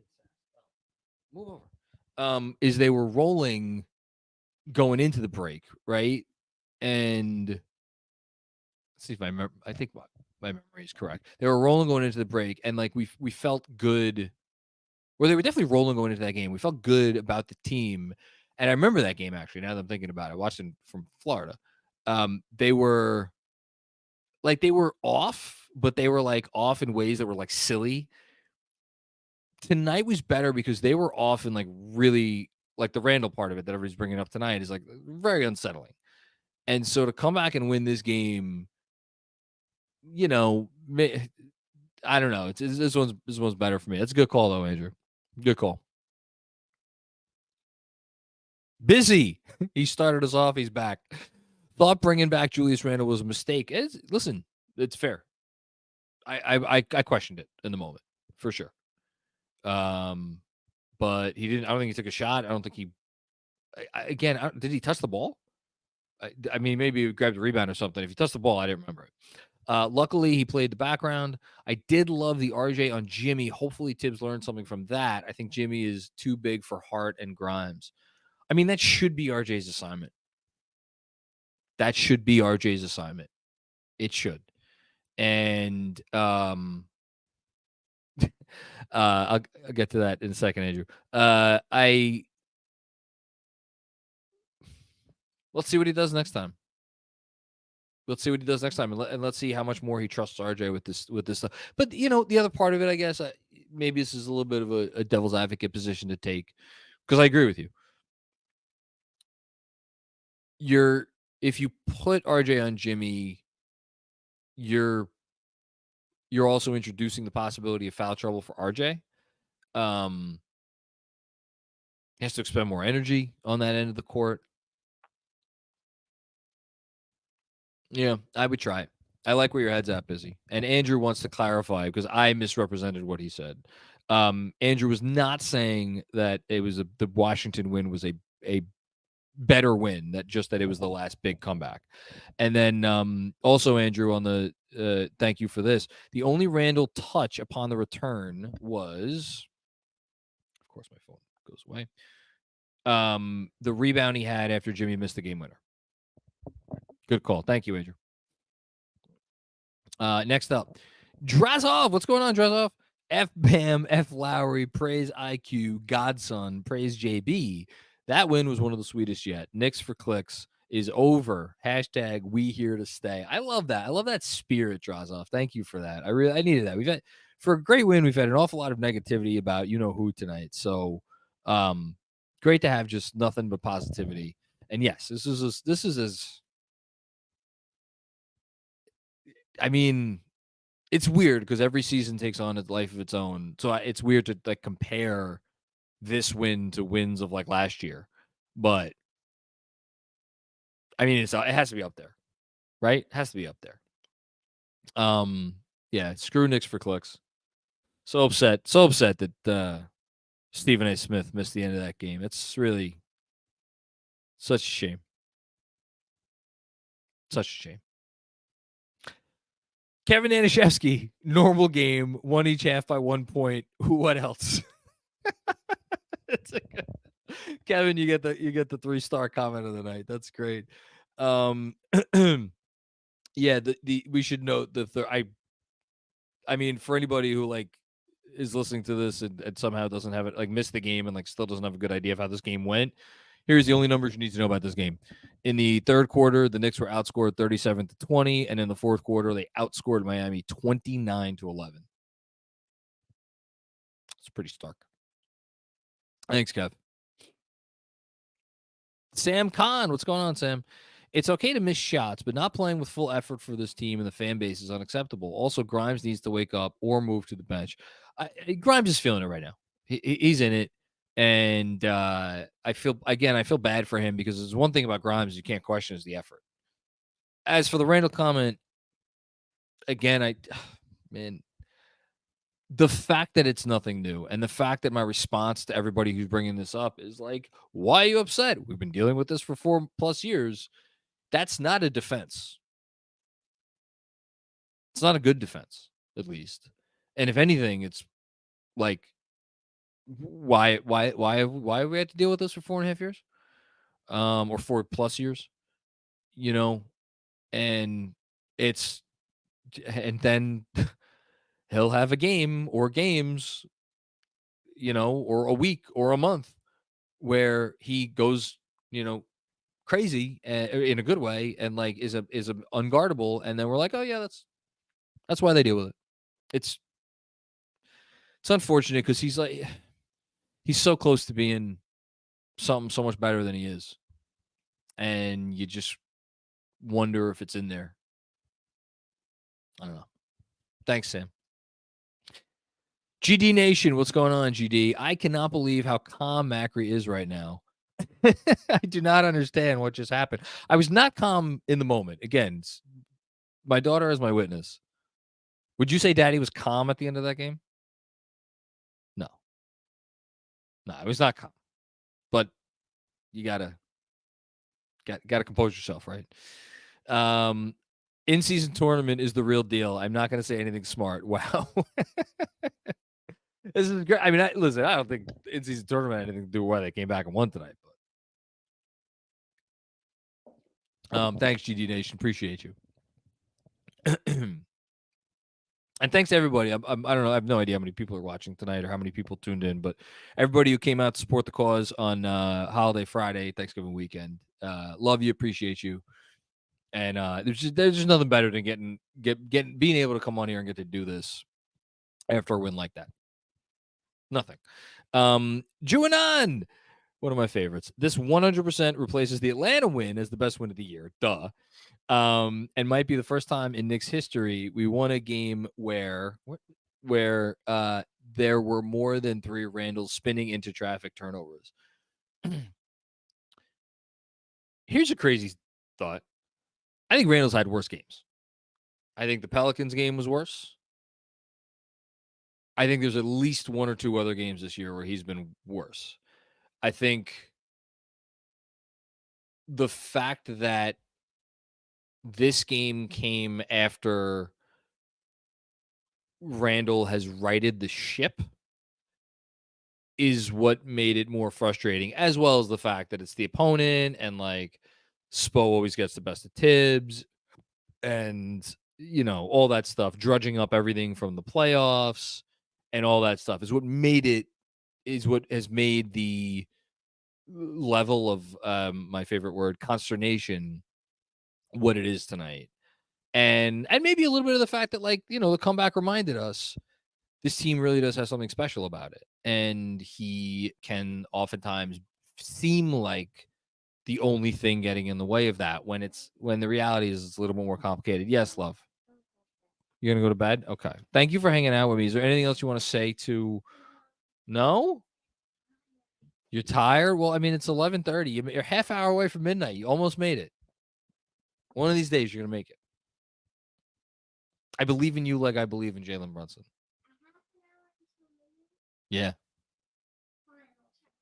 No, you don't have to. Oh, my goodness. Why don't you draw another picture? Okay, there you go. I'll just sit here. I just want to sit. Oh, my goodness. You just love being on camera. I think that's the thing. Okay. Thank you, Juanan. Appreciate you. Peter Imhoff, what's going on, Peter? Based on tonight, when daughter number 1 gets to high school, you are in big trouble. She doesn't even get that yet. She's so young. And IQ can't play enough. Yeah. Quickley. How about this? Let's say this. Is Quickley the best player in the NBA currently playing under 30 minutes a night? Let me confirm that he is playing under 30 minutes a night. My guess is right now Quickley is averaging 20. He's probably averaging about as many minutes as played tonight. Probably 26. Let's see how close I am. Holy shit. It played 25. He's averaging under 25 minutes a night. He's averaging 24.7 minutes. That probably went up like to 24.8. Yeah, there's no question. There's no, I don't need to look it up. There's no player in the NBA who's better than Immanuel Quickley or that's playing under 30 minutes a game. What? You want to watch TV on the couch? Do you know how to turn the TV on? Okay, but you have to keep the volume very low. Okay. My daughter's been on a Captain Underpants kick. So. Andrew Claudio. Hi, Andrew. I know your loyalty to Pat the Rat won't let you do it, so I will. Can we take the next 10 seconds to laugh at the Miami Heat? Oh, that's great. Yeah. Yes, we can. Great job, Andrew. Thank you for that. I'll give you 5 seconds. It's good. Drazoff, what's going on, Drazoff? More seriously, this was a game we lost many times in seasons before. I know Thibs can be frustrating a lot, but he's raised the bar for the team, and that's a far cry from the days of old. I mean, you're obviously speaking my language. It's not perfect. It's frustrating. It's stubborn. It's a good coach. Thanks, Drazoff. Andrew Claudio. Hardest work. Oh my God. Is he actually going to do what's on the court? Hardest working, best conditioned, most professional, spontaneously combusting, fourth quarter collapsing, toughest, meanest, nastiest team that can't stop Jalen Brunson in the NBA. Hashtag Heat culture. That was good. That was good. Put that on a t-shirt. Probably sell a few editions. Oh, man. They're obnoxious and they love it. That's the thing. They're obnoxious and they love it. They love that everybody hates them for it. Yeah. They didn't win tonight. Ron Severe, what's going on, Rod? Or Ron Severe, one or the other. Why isn't IQ getting more minutes? It's kind of turned into the theme of the night, other than Randle, right? He's one of our best players on the team. Is the organization trying to devalue him, get him on the cheap? No. It's a function of what I said before. He comes off the bench because they feel like they are a better team with Immanuel Quickley coming off the bench than him starting. That's number one. Number two, because he plays the backup point guard role. And like and that's part of it. And also I'll throw one more out there. And you want to blame Thibodeau for this? You can blame Thibodeau for this. It's fine. But I would argue that there isn't a coach in the NBA who would want to do exactly the same thing that I'm going to say, which is if you have a starting lineup that works and is good, you roll that starting lineup out there for not like you don't put a sub in 4 or 5 minutes into the game. You let the starting lineup play for 7 or 8 minutes, 6, 7, 8, something like that, right? So, and by the way, I know tonight it was dog shit, but the starting lineup's been really, really good. Going into certainly the last 2 games, but like their net rating's been really good all year long. So, okay, so that's 12 minutes right there. If you're gonna leave the starting lineup out there for 6 minutes in the first half, 6 minutes second half, that's 12 minutes off your total right there. So the most he's playing is 36. So let's say you put Quickley in at the 6-minute mark. Usually he comes in closer to the 5-minute mark or the 4-minute mark. Because again, and the reason for that is you want him out there for a long stretch of time from the first into the second and then the third into the fourth. You need him to play a lot of consecutive minutes because he is your offense, him and RJ, for the most part, when the stars go to the bench. And then it's a matter of like, all right, well, the only way he's getting his minutes is in a game like tonight, or if he closes the fourth quarter, or, if he closes like the first half. Like that's the only way he's getting above 30 minutes based on how they go with this. And I really genuinely believe the only way that that's going to change is if they start him. And I don't think they're going to start him. And the other way it's going to change is if Brunson gets hurt like he did last year. Like the reason Immanuel Quickley averaged however many minutes he averaged last year is because Brunson got hurt. And in games that Brunson got hurt, Immanuel Quickley averaged 39 minutes a night, which is, again, if there's any question about what Thibs thinks about Quickley, go look at how much he played Quickley in games that they didn't have Brunson. It tells you everything you need to know. And I would argue that I know your comment isn't about Thibs, but like I will just go so far as to say I think the people who cover this team on a daily basis would confirm Thibs loves Quickley. Thanks, Ron. Sergio Esquival. What's going on, Sergio? RJ's defense on Jimmy or Tatum has proven to be the better option. Yeah. Yep. Hart had his most impactful game. Quickley should always close. Retire number 11 already. Happy Thanksgiving, KFS. Thank you, Sergio, and happy Thanksgiving to you. Yeah, I mean, that would be such a big development this year. In addition to everything we've already talked about, in addition with RJ specifically, the offensive improvement, which hopefully we get back on that track. Hopefully this game gets him back on that track after he was injured for 3 games. But him being the big wing defender that they need him to be, would be as big a development as anything for this team moving forward. Because then it makes it all the more imperative that they hang on to him and that they don't trade him in a package for whatever. Thanks, Sergio. Chris Carter, what's going on, Chris? As frustrating as this game was, I appreciate that I root for this team, a team that in a vacuum can win any game on the schedule. It's a great place to be as a Knicks fan, considering the last 30 years.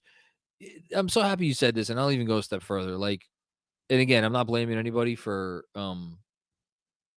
spending a lot of time and energy being incredibly frustrated with Julius Randle tonight, but think about how far we've come where like a guy who's made All NBA and All Star 2 of the last 3 years is like oftentimes the primary thing to be upset about.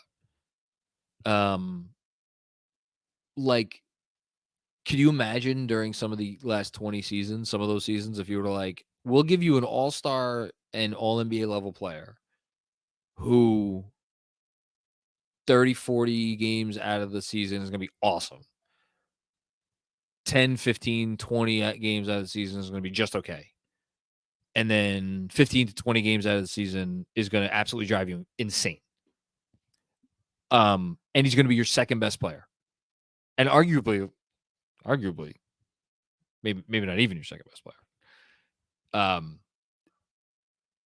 How would you like that?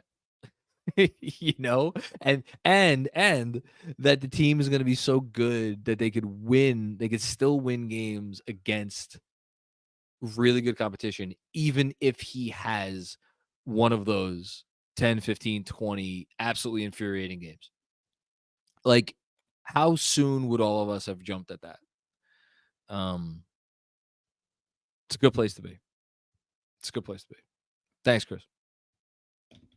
Jah So Focused. What's going on, Jah? Just leaving MSG. Oh, my goodness gracious. J-Mac and whoo boy, what a game. I'm sure this has been said, but there's no doubt that when we moved away from Randle, Randle's offense and minutes is when this game turned. Wish there was a clear solution to this Randle thing. I'm so happy you said that because, like, both things could be true. He could be having a horrible game that gives you really almost no chance of winning, where you feel like the only way we're going to be able to survive this is if he's not on the court.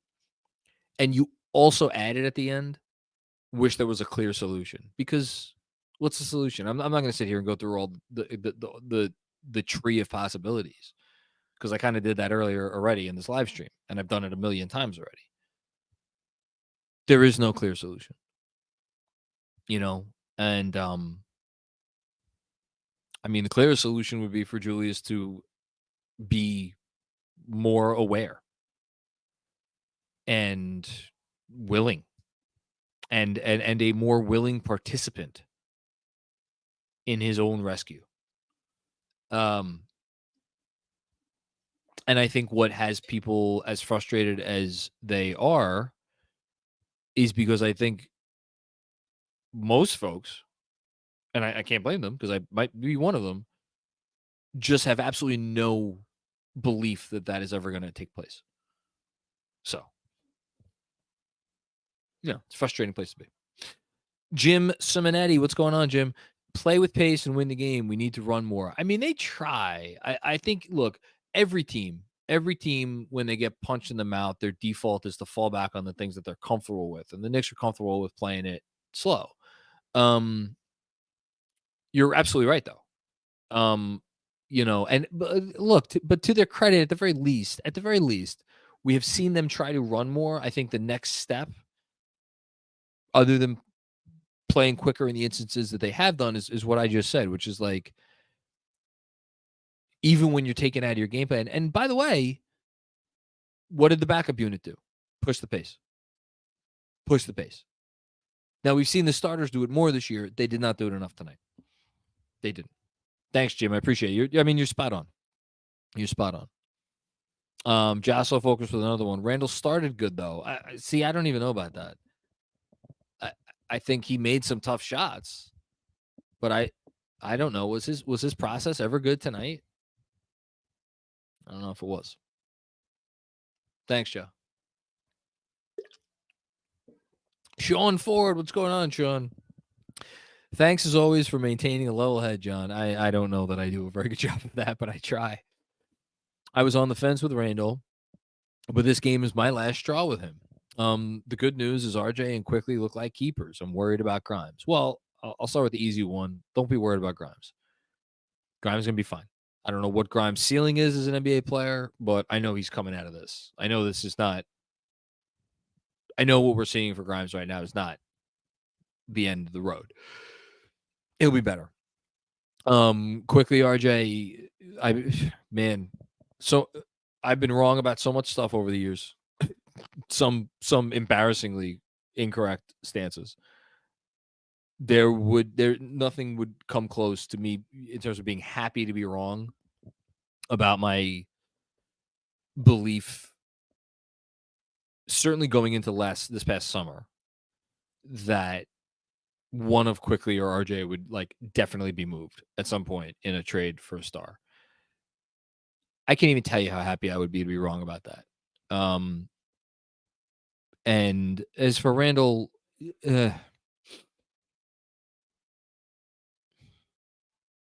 you wonder. See, because that's the thing is it's two different conversations, right? It's the process stuff on offense, which like I could understand that more. How I could understand that more. The consistency with which offensive struggles parlay themselves into a complete and total lack of effort or urgency on the defensive end is so infuriating. And it makes you wonder why. Like, this was a national television game against your rivals, your predominant rivals. And, like, theoretically, I mean, Jesus Christ, he filmed the stupid commercial for the goddamn thing, the in-season tournament nonsense. Like, theoretically, this should have meant even more to you. Like, Friday night after Thanksgiving, national TV game. I think I said that already. And you like, it's funny. I say that, and then like I actually watched the halftime show tonight because I didn't do a halftime Zoom because I didn't know if I was going to be able to do it out here and without my normal setup. And I was listening to the halftime, and Kendrick Perkins on the halftime show, and look, Kendrick. This isn't a shot at him necessarily. It's more just like I think a little bit of an explanation for why Julius feels like he can get away with this stuff. Like Kendrick Perkins praised Julius Randle's first half. He's like, his only criticism was that Julius needs to go inside more because obviously going inside against Bam is always a recipe for success, and he needed to stop taking threes. But he's like, yeah, no, I'm watching Julius Randle this half. You know, he's the guy. He I forget what his exact words were, but it was unmistakable that he thought Julius had a good first half with 6 turnovers and just absolutely playing into Miami's hands, and obviously the defensive effort that we all saw. And I wondered to myself, I'm like, is he like, because he's in studio and like, I don't think like people in those positions are actually capable of paying very close attention to the game. So like, it's why I have some understanding. But like, if you think about the majority of basketball discourse, like most people out there in the country, or certainly even in New York, are not sitting here like us yahoos talking about this game an hour and a half after it ended. You know, or anything close to that. Even like Knicks Fan TV, who obviously a lot of people like, much more people watch them than are watching me right now. But like that, comparatively speaking, even the amount of people that like watch CP and like his show after a game, where I'm sure the conversation is going to be very anti-Randle tonight as well. like in the grand scheme of things, I don't know. I wonder if like people out there pay as close attention. I don't know. I really don't know. But he clearly thinks he can get away with it. And I guess he can because he doesn't get benched because he can't get benched because the team is to some extent built themselves around his talents in part. Like his talents matter. But it's infuriating. It's infuriating. I don't know what else to say. Jordan Miller, what's going on, Jordan? Is there any player like Randle in recent memory, multiple All-Star appearances, who can also shit the bed like one out of every 3 games? Yeah, I think there's a lot of players out there like this. Like Trae Young, Zach LaVine, Karl Anthony Towns, who along with Trae Young, more talented offensive player and like I think better offensive impact than Randle. Not sure I'd say the same thing about Trae, but like, yeah, there's other players like that out there in the league. I'm actually like pulling up the standings right now. I feel like there's more than you'd think. But certainly those are some ones that come to mind. Jalen Brown's a good one. I mean, that dude's been all NBA.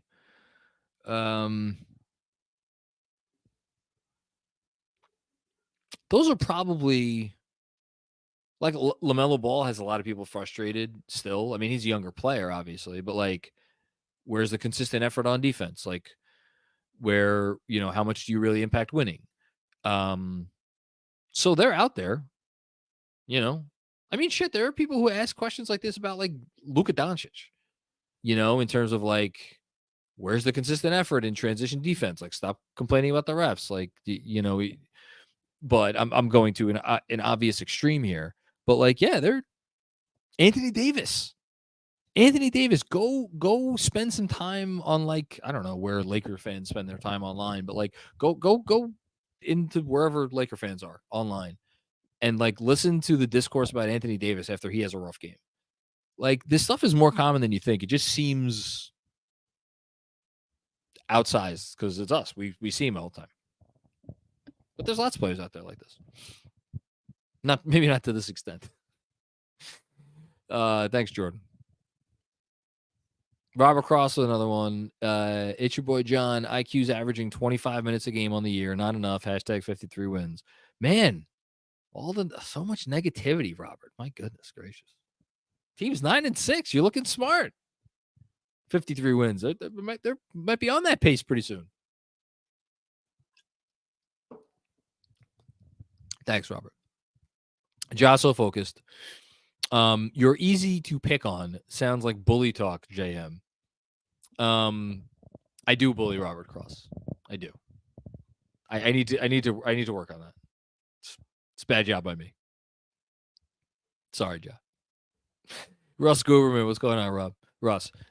Props for the clutch turkey weekend away stream, John. Anytime. My pleasure. Post of food poisoning and house problems. A big Knicks win can erase so many frustrations. Cheers. I'm so sorry to hear that. I don't think I've ever had food poisoning. If I did, I don't think I'm aware of it. That doesn't sound like fun. And house problems. I hope the house problems aren't too bad. Hopefully it's just like an unwanted guest that's leaving soon.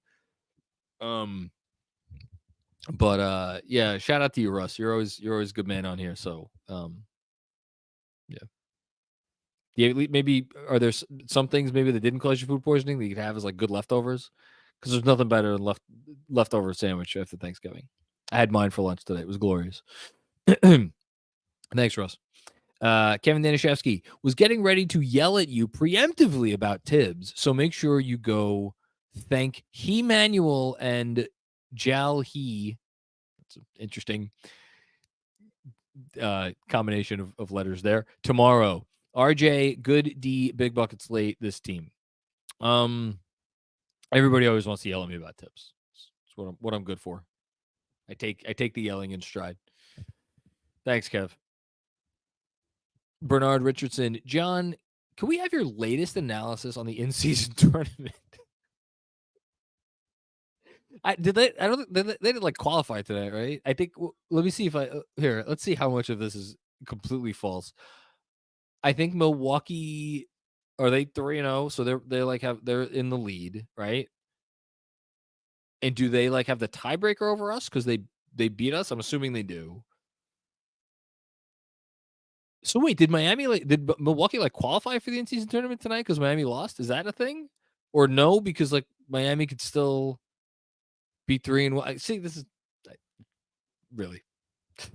I'll spare you, and I'll just stop talking about this. Can't wait to not hear about this anymore. My God, yeah. Whatever. Look, I've said this before. I'll say it again. If they make it to I'll even say this. I'll be a little bit more excited for the Charlotte game, because my understanding at this point is that if they win the Charlotte game, they'll make it to the quarters of the in-season tournament. Absolutely, I'll be excited. It'll be cool. Only 8 teams make it. I'll be cool. It'll be great if they're one of the 8 teams. I'll root for that. But like this nonsense with the standings and this and that, it's like, if you get there, great, fun thing, whatever. Yeah. Thanks, Bernard. Demetrius Hampton, what's going on, Demetrius? RJ brought the 95 Honda Accord seatbelt for Butler. Hashtag 9God. No, he I don't know where that analogy came from, but sure, let's go with it. Thanks, Demetrius. Appreciate you. Scott Aldridge, let's go Knicks. Thank you, Scott, for chiming in. Appreciate you, man. Be more Corey. Can you be less Corey? I guess. I don't know. I stopped watching after the waxing we got in the third. Can you give like a 90-second recap on what happened? I'll try. Immanuel quickly came in the game and in the late third and immediately changed the energy. Hit a big 3. Shout out to Hartenstein. Shout out to Hart. Shout out to DiVincenzo. All these guys contributed to the turning around of the energy. And then they opened the fourth, continuing to scuffle. Because and that's why like they made the little push at the end of the third. But because they were scuffling, I think they turned the ball over on the first 2 possessions of the fourth quarter. It was like, oh, that was cute that they, made a few baskets or whatever. It seemed like they gave a shit for the end of the third. And then there was life. And I want to say there were a couple of turning points. And I will go with this. Consecutive 3-pointers within 30 seconds of one another. The first by Quickley and the next by DiVincenzo brought the lead down to 13 from 19. And then it actually wasn't 13. It was actually 12 because there was an overturn of a 3-pointer for Miami that was actually a 2-pointer. I'm sure this is probably a lot longer than 90 seconds. And that made it a 12-point game. And we got down to a 12-point game.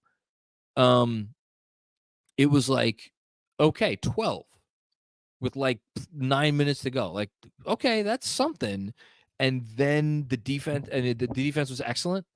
It was the Miami backups. Jimmy Butler was not in the game, which helped as well. And then they made 2 more baskets to cap off what ended up being an 11-0 run that got it down to off an RJ 3 that made it 89-82. And then that is really where it's like, okay, it's a 7-point game, And then I covered I think I covered the rest of the stuff earlier, or maybe Miami pushed a little bit more and then quickly made another 3, got it down to 6. And then there were some moments where it looked like it was going to turn back to Miami's favor because Knicks missed some shots and the Heat hit a 3. And then it was just the Brunson and Quickley show down the stretch with some RJ thrown in. Thanks, Be More Corey. Alex, 34.5% from 3. First time between 25 and 38% all year. Yes! Oh, I'm so happy you recognized that. I was not going to realize that. I was not getting to that one tonight. That's a great call by you. It was the first mediocre 3-point shooting game they've had all season. And they won by 2. Seems fitting. Thanks, Alex. Demetrius Hampton with another one. Great win. Want to be positive, but I can't see Randle buying into a lesser role. What should we do? I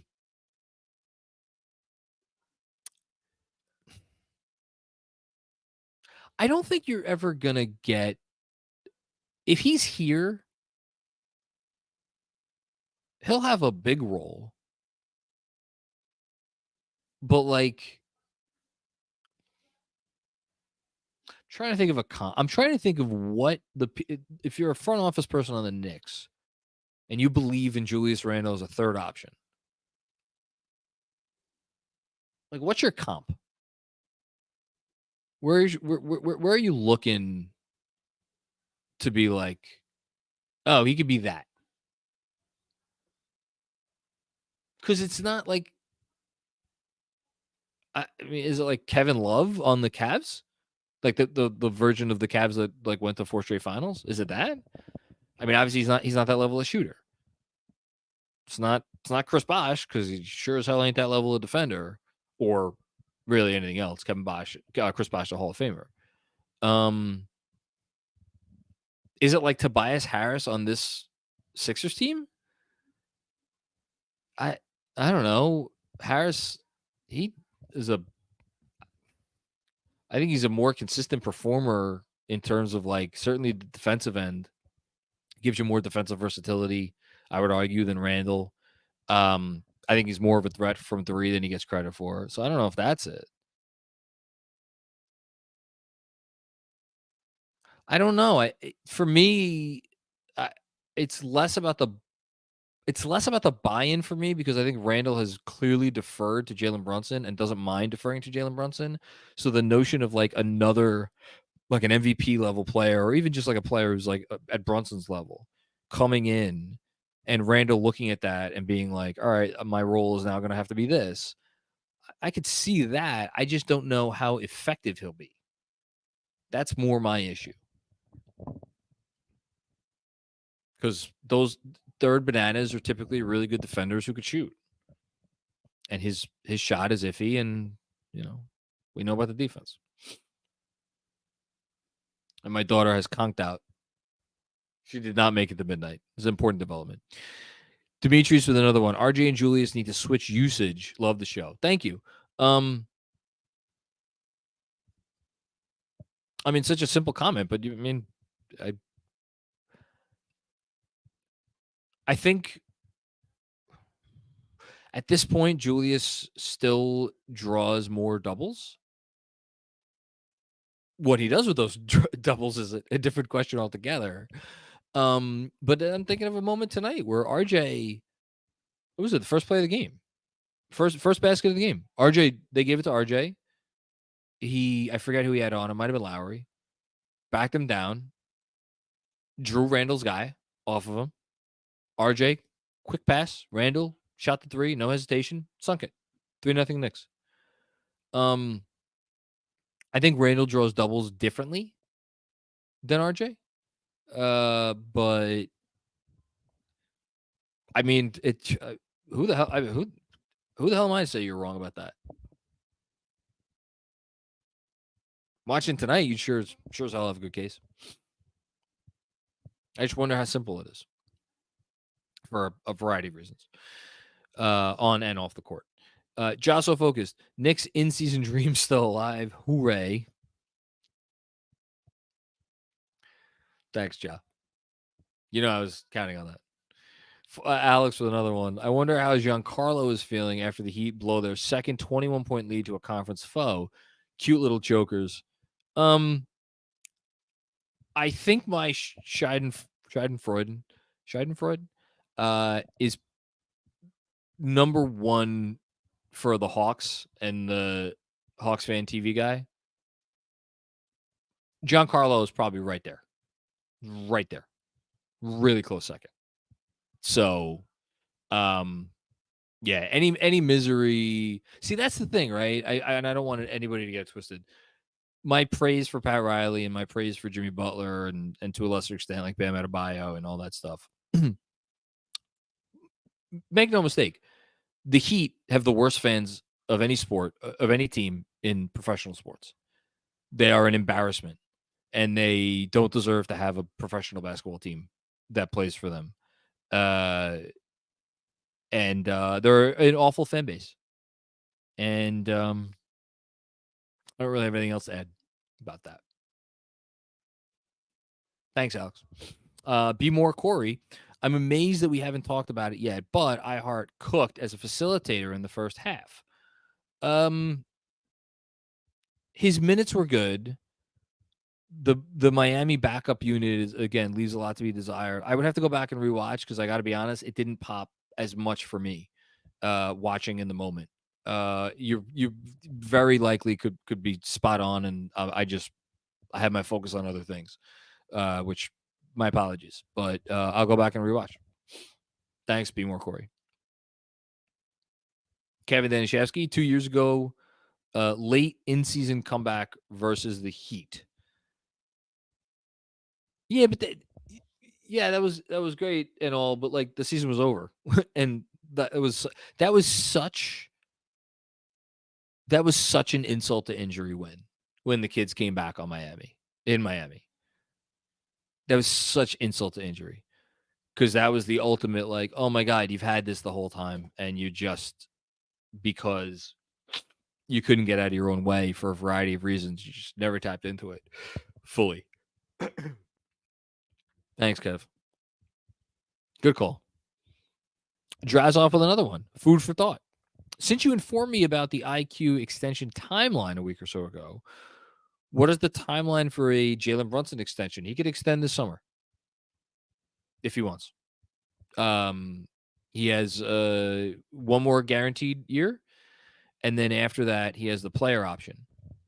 So he could extend this summer. He's extension eligible. The thing that I am always fuzzy on, and you would think that I would know this by now, but I don't off the top of my head. And I always find the language in this section of the CBA to be a little confusing for me. It might not be confusing for others. But in terms of, like, does he I'm fairly certain he can tack on the extension and decline the player option. But or maybe not, actually, I'm not sure about that. Like, does he add it on to the player option year? And then in terms of, but either way, you are dealing with the max raise issue. So whether he's extending off of next year's salary or off of the player option number, which is for 25, 26, he's still limited to a 40% raise. So that 40% raise is going to be like 35-ish million, I think 34, 35, 36 or whereabouts. That's a lot less than he is worth, because the way the NBA salaries are going, he's a $50 million a year player. I spoke to Fred Katz a little bit about this when he was on the pod, I think over the summer, and Fred theorized at the time that Brunson might want that security. I don't know. The long story short, Brunson can extend this summer. Will he extend this summer? I'm not so sure. Not so sure. Thanks, Joseph. Fahad H, thank you for your contribution. Appreciate you. Jah So Focused. Also, F the Heat and the culture they rode in on.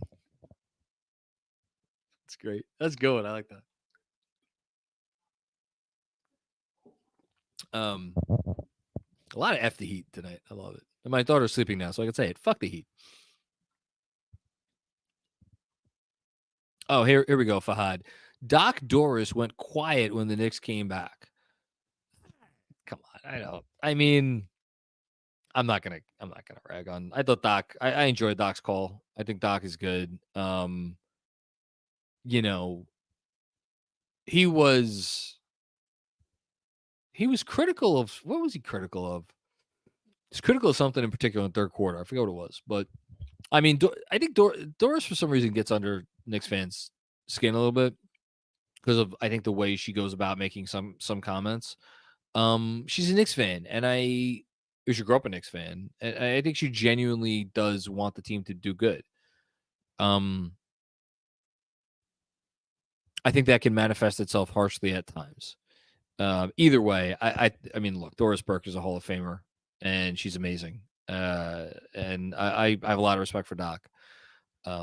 Neither of them are Mike Breen, though. So thankful we have him. Chris Infante, what's going on, Chris?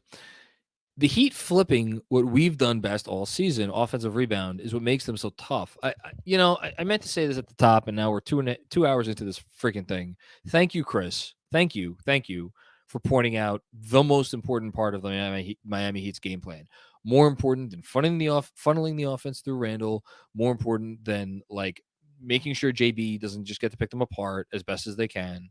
More important than like their game plan, knowing their game plan has a good chance to result in some turnovers and getting out and turning defense into offense and the whole thing. The most important part of the Miami Heat game plan by far, and give them credit because they have the personnel to do it, largely in part or largely because of Bam, but also other guys too. They bring a lot of length. Is they will not, I repeat, they will not let New York dominate the offensive glass if they could have anything to do with it. And that is more than Brunson, certainly more than Randle, more than any player on the Knicks. It should be number one on every team's game plan. Do not let them. Now, again, they have the personnel to do it. Not every team has the personnel to just take away the ability to offensive rebound from maybe the best offensive rebounder in the sport right now, which is Mitchell Robinson, and a pretty good one in Isaiah Hartenstein. They do.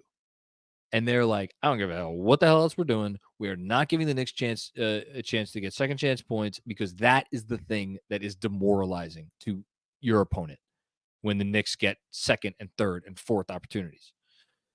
Great job by you pointing that out. Great job by you pointing that out. Always need to find new ways to win. The JB pull-up 2 in close games has become the most automatic shot in the NBA. I mean, he's just, again, he has not been good from 2-point range this year by his standards. He's been deadly from 3. The 3 wasn't falling tonight, and he still found a way to be the best player on the court. All NBA. Start the campaign.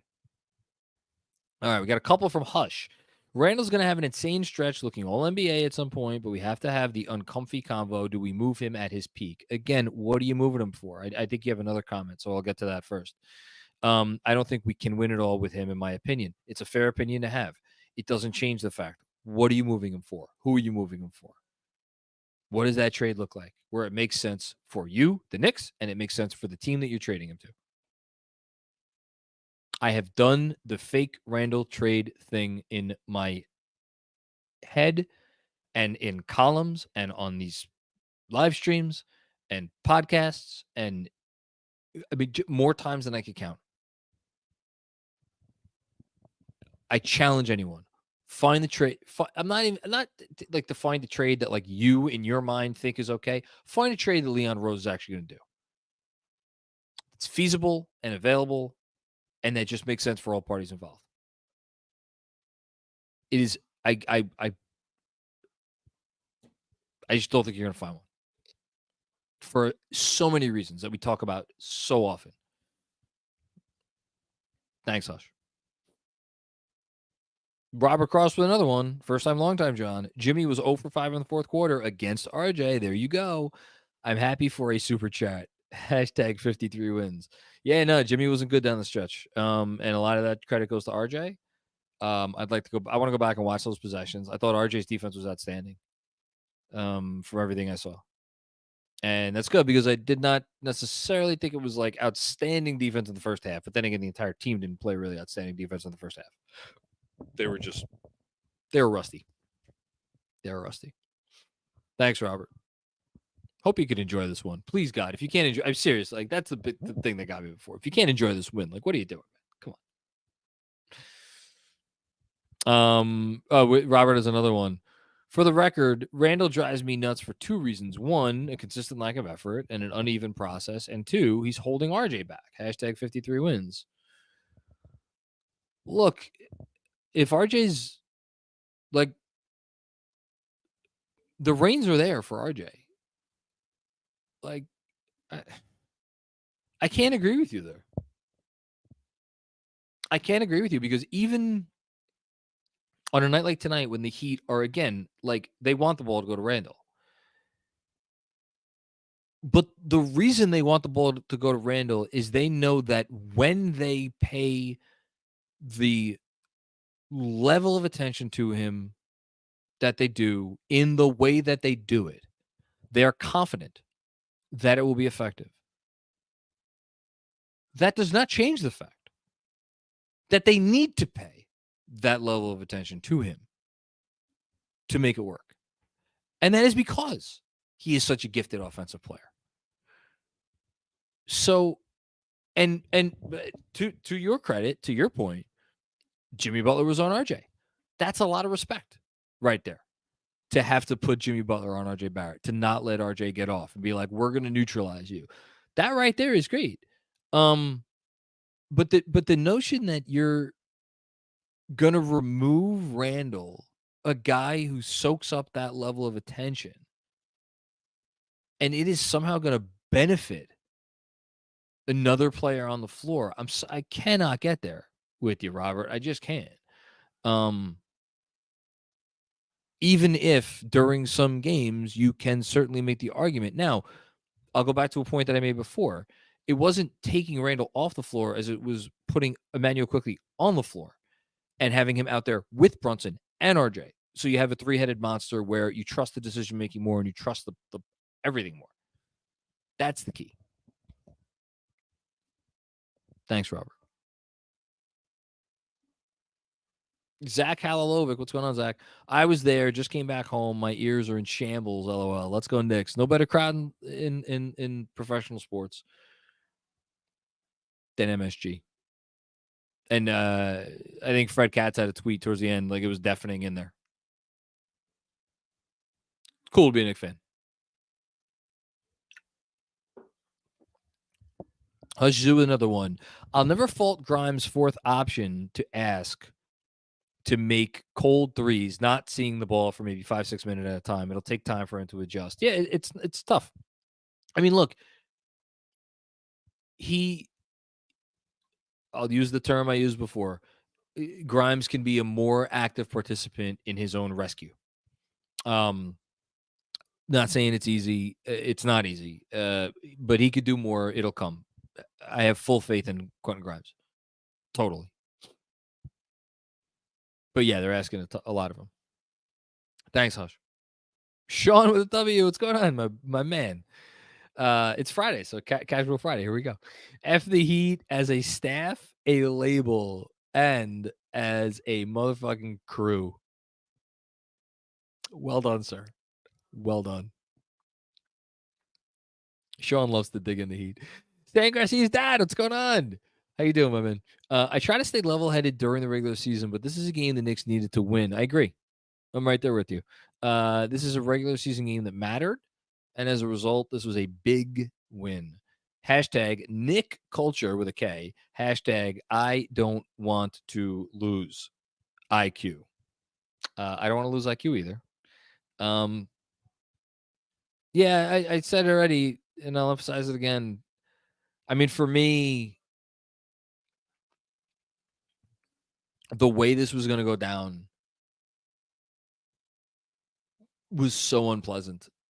And especially, like, I know it's been a lot of days, but, like, especially how you lost the Minnesota game. And I know it was the 5th game of a 5-game road trip. To lose the Minnesota game and then come back and lose this game, and they would have fallen to 8-7. And I got to say something else here because I'm going to have to take a loss, probably. Somebody asked me a question in the mailbag for Wednesday, for 2 days ago, the KFS newsletter mailbag, and I asked me a question about I asked for questions about the league at large, not just about the Knicks. And somebody asked me if, like, the emergence of Indiana and Orlando means that it might take basically close to 50 wins, or definitely like 45 plus wins to get a top 8 seed. I think the question was about 45 plus wins. And I was like, no, Orlando their offense, just isn't there all the way. And Indiana, has, I think, actually literally the worst defense in the league this year. And if you look at the point differentials for like those teams, you want to throw Indiana or Atlanta in there, and like Cleveland, even Miami, although their point differentials improved over the last couple weeks. I don't think it's going to take anything crazy. And like Indiana beat Boston today, or Orlando beat Boston today. And Orlando, I think, what are they, second in the East? Like, you want to talk about a team that reminds me a lot of the 2021 Knicks, the We Here Knicks. That Orlando team does. And we shouldn't be surprised if we're looking up. So why am I going on this diatribe with this question? Why this was a big win? I don't want to fall too far back in the East. If I'm the Knicks and I want to guarantee myself a top 6 seed, which they should absolutely be, that should be the only goal. Forget top 4. I don't even care, 4 or 5, whatever. Get a top 6 seed. If that is the goal, this was a big fucking deal. To beat Miami, who is going to be in the running with you for the top 6 all the way on through.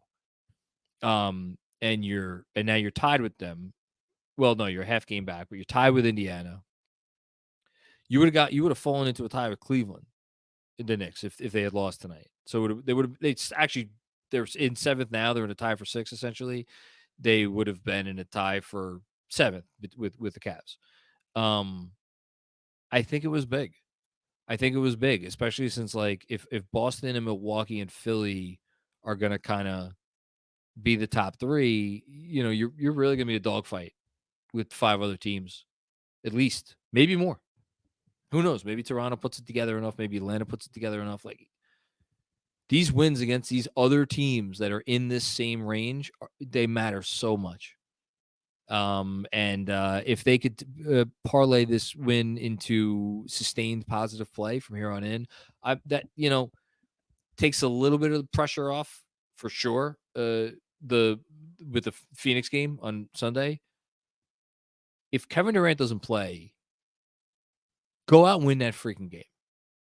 Because then all of a sudden, if you go out and win that game, then I think they had won, 3 in a row going into Minnesota. You drop Minnesota. Okay. You get the Miami game, you get the Phoenix game, and then you got 2 more winnable games coming after that you should win.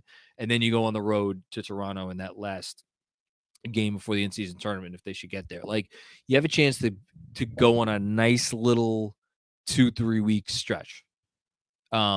So yeah, big win tonight and a big game coming up on Sunday. Thanks, Sam Garcia's dad. Sean with a W with another one. And if you're down with the Heat, then F you too. Let's get an F the Heat song going somehow. Thanks, Sean. Robert Cross. Sean with a W should do online shopping so I could be on study hall this weekend. Hashtag 53 wins. Robert Cross, the day we let you host anything on Knicks Film School, I mean, there's I'm thinking of the Joe Pesci scene, or the scene from My Cousin Vinny. Actually, it's not a Joe Pesci scene. It's a Marissa Tomei scene where she goes to pick up his suit or drop his suit off or whatever, and there's a sign on the store that says like closed for flu or something, and then Joe Pesci has to go in there in the court and argue. That's right. The entire store had the flu. Robert, if all of KFS collectively got the flu, I still don't know that we would let you host anything. But I do appreciate the offer. Very much so. Robert with another one. I don't like Pat Riley. I don't like Butler. I don't like Dirty Bam. I don't like the Miami Heat. Hashtag 53 wins. How you didn't sneak a green eggs and ham reference into there? And there's a rhyme, right? Yeah, because you got the Bam part, right? I don't like Riley. I don't like Bam. I don't like Butler. I don't like green eggs and ham. That's how That's how you want to do that right there. Thanks, Robert. Sean with another one. Hashtag Heat Culture blew a 21-point lead twice in 7 days. LOL. See, that's the thing. And I kind of poo-pooed the comment earlier that like the Heat stink. They clearly don't stink, but like they so consistently outkick their coverage, and then there are the moments where they can't outkick their coverage because the other team is doing whatever they're doing. Like the Knicks were the better team tonight. They should have won this game by 15 points if they, didn't let the Heat do to them what the Heat do to everybody. So frustrating. Yeah. Thanks, Sean. Is that it? Oh, okay. Barely over the 2-hour mark. I will take it. This was great, guys and gals, everybody out there. Thanks for tuning in to another Knicks Film School post-game show live from my mother-in-law's kitchen. Hope everybody enjoyed the show. Hope everybody enjoyed the guest appearance by my daughter, Scarlett Ray, who's long since fallen asleep on the couch. If you dig what we do here, find a way to support us any way you can. That could be with a 5-star rating wherever you get your podcasts. Could also be with a nice review. Those reviews help us out. We love getting nice reviews. We love reading those. Subscribe obviously to this YouTube channel. And I think the Black Friday sale may have ended 22 minutes ago if you're still watching live, but go visit Nick Film School. That is Nick Film School, SKOOL, and check out our brand new line of merchandise. I have mine on the way. I look forward to being able to sport the new digs, not new digs, the new what do they call? What do the kids call fancy clothing? Drip, or is that jewelry? I don't know. Whatever. I look forward to wearing the new merchandise soon. Yeah, I mean, just great freaking game. This fucking team, man. I don't know what else to say about them. All right. I will see everybody later. Thanks, APJP. You killed it tonight, and we will talk to you soon. Peace out.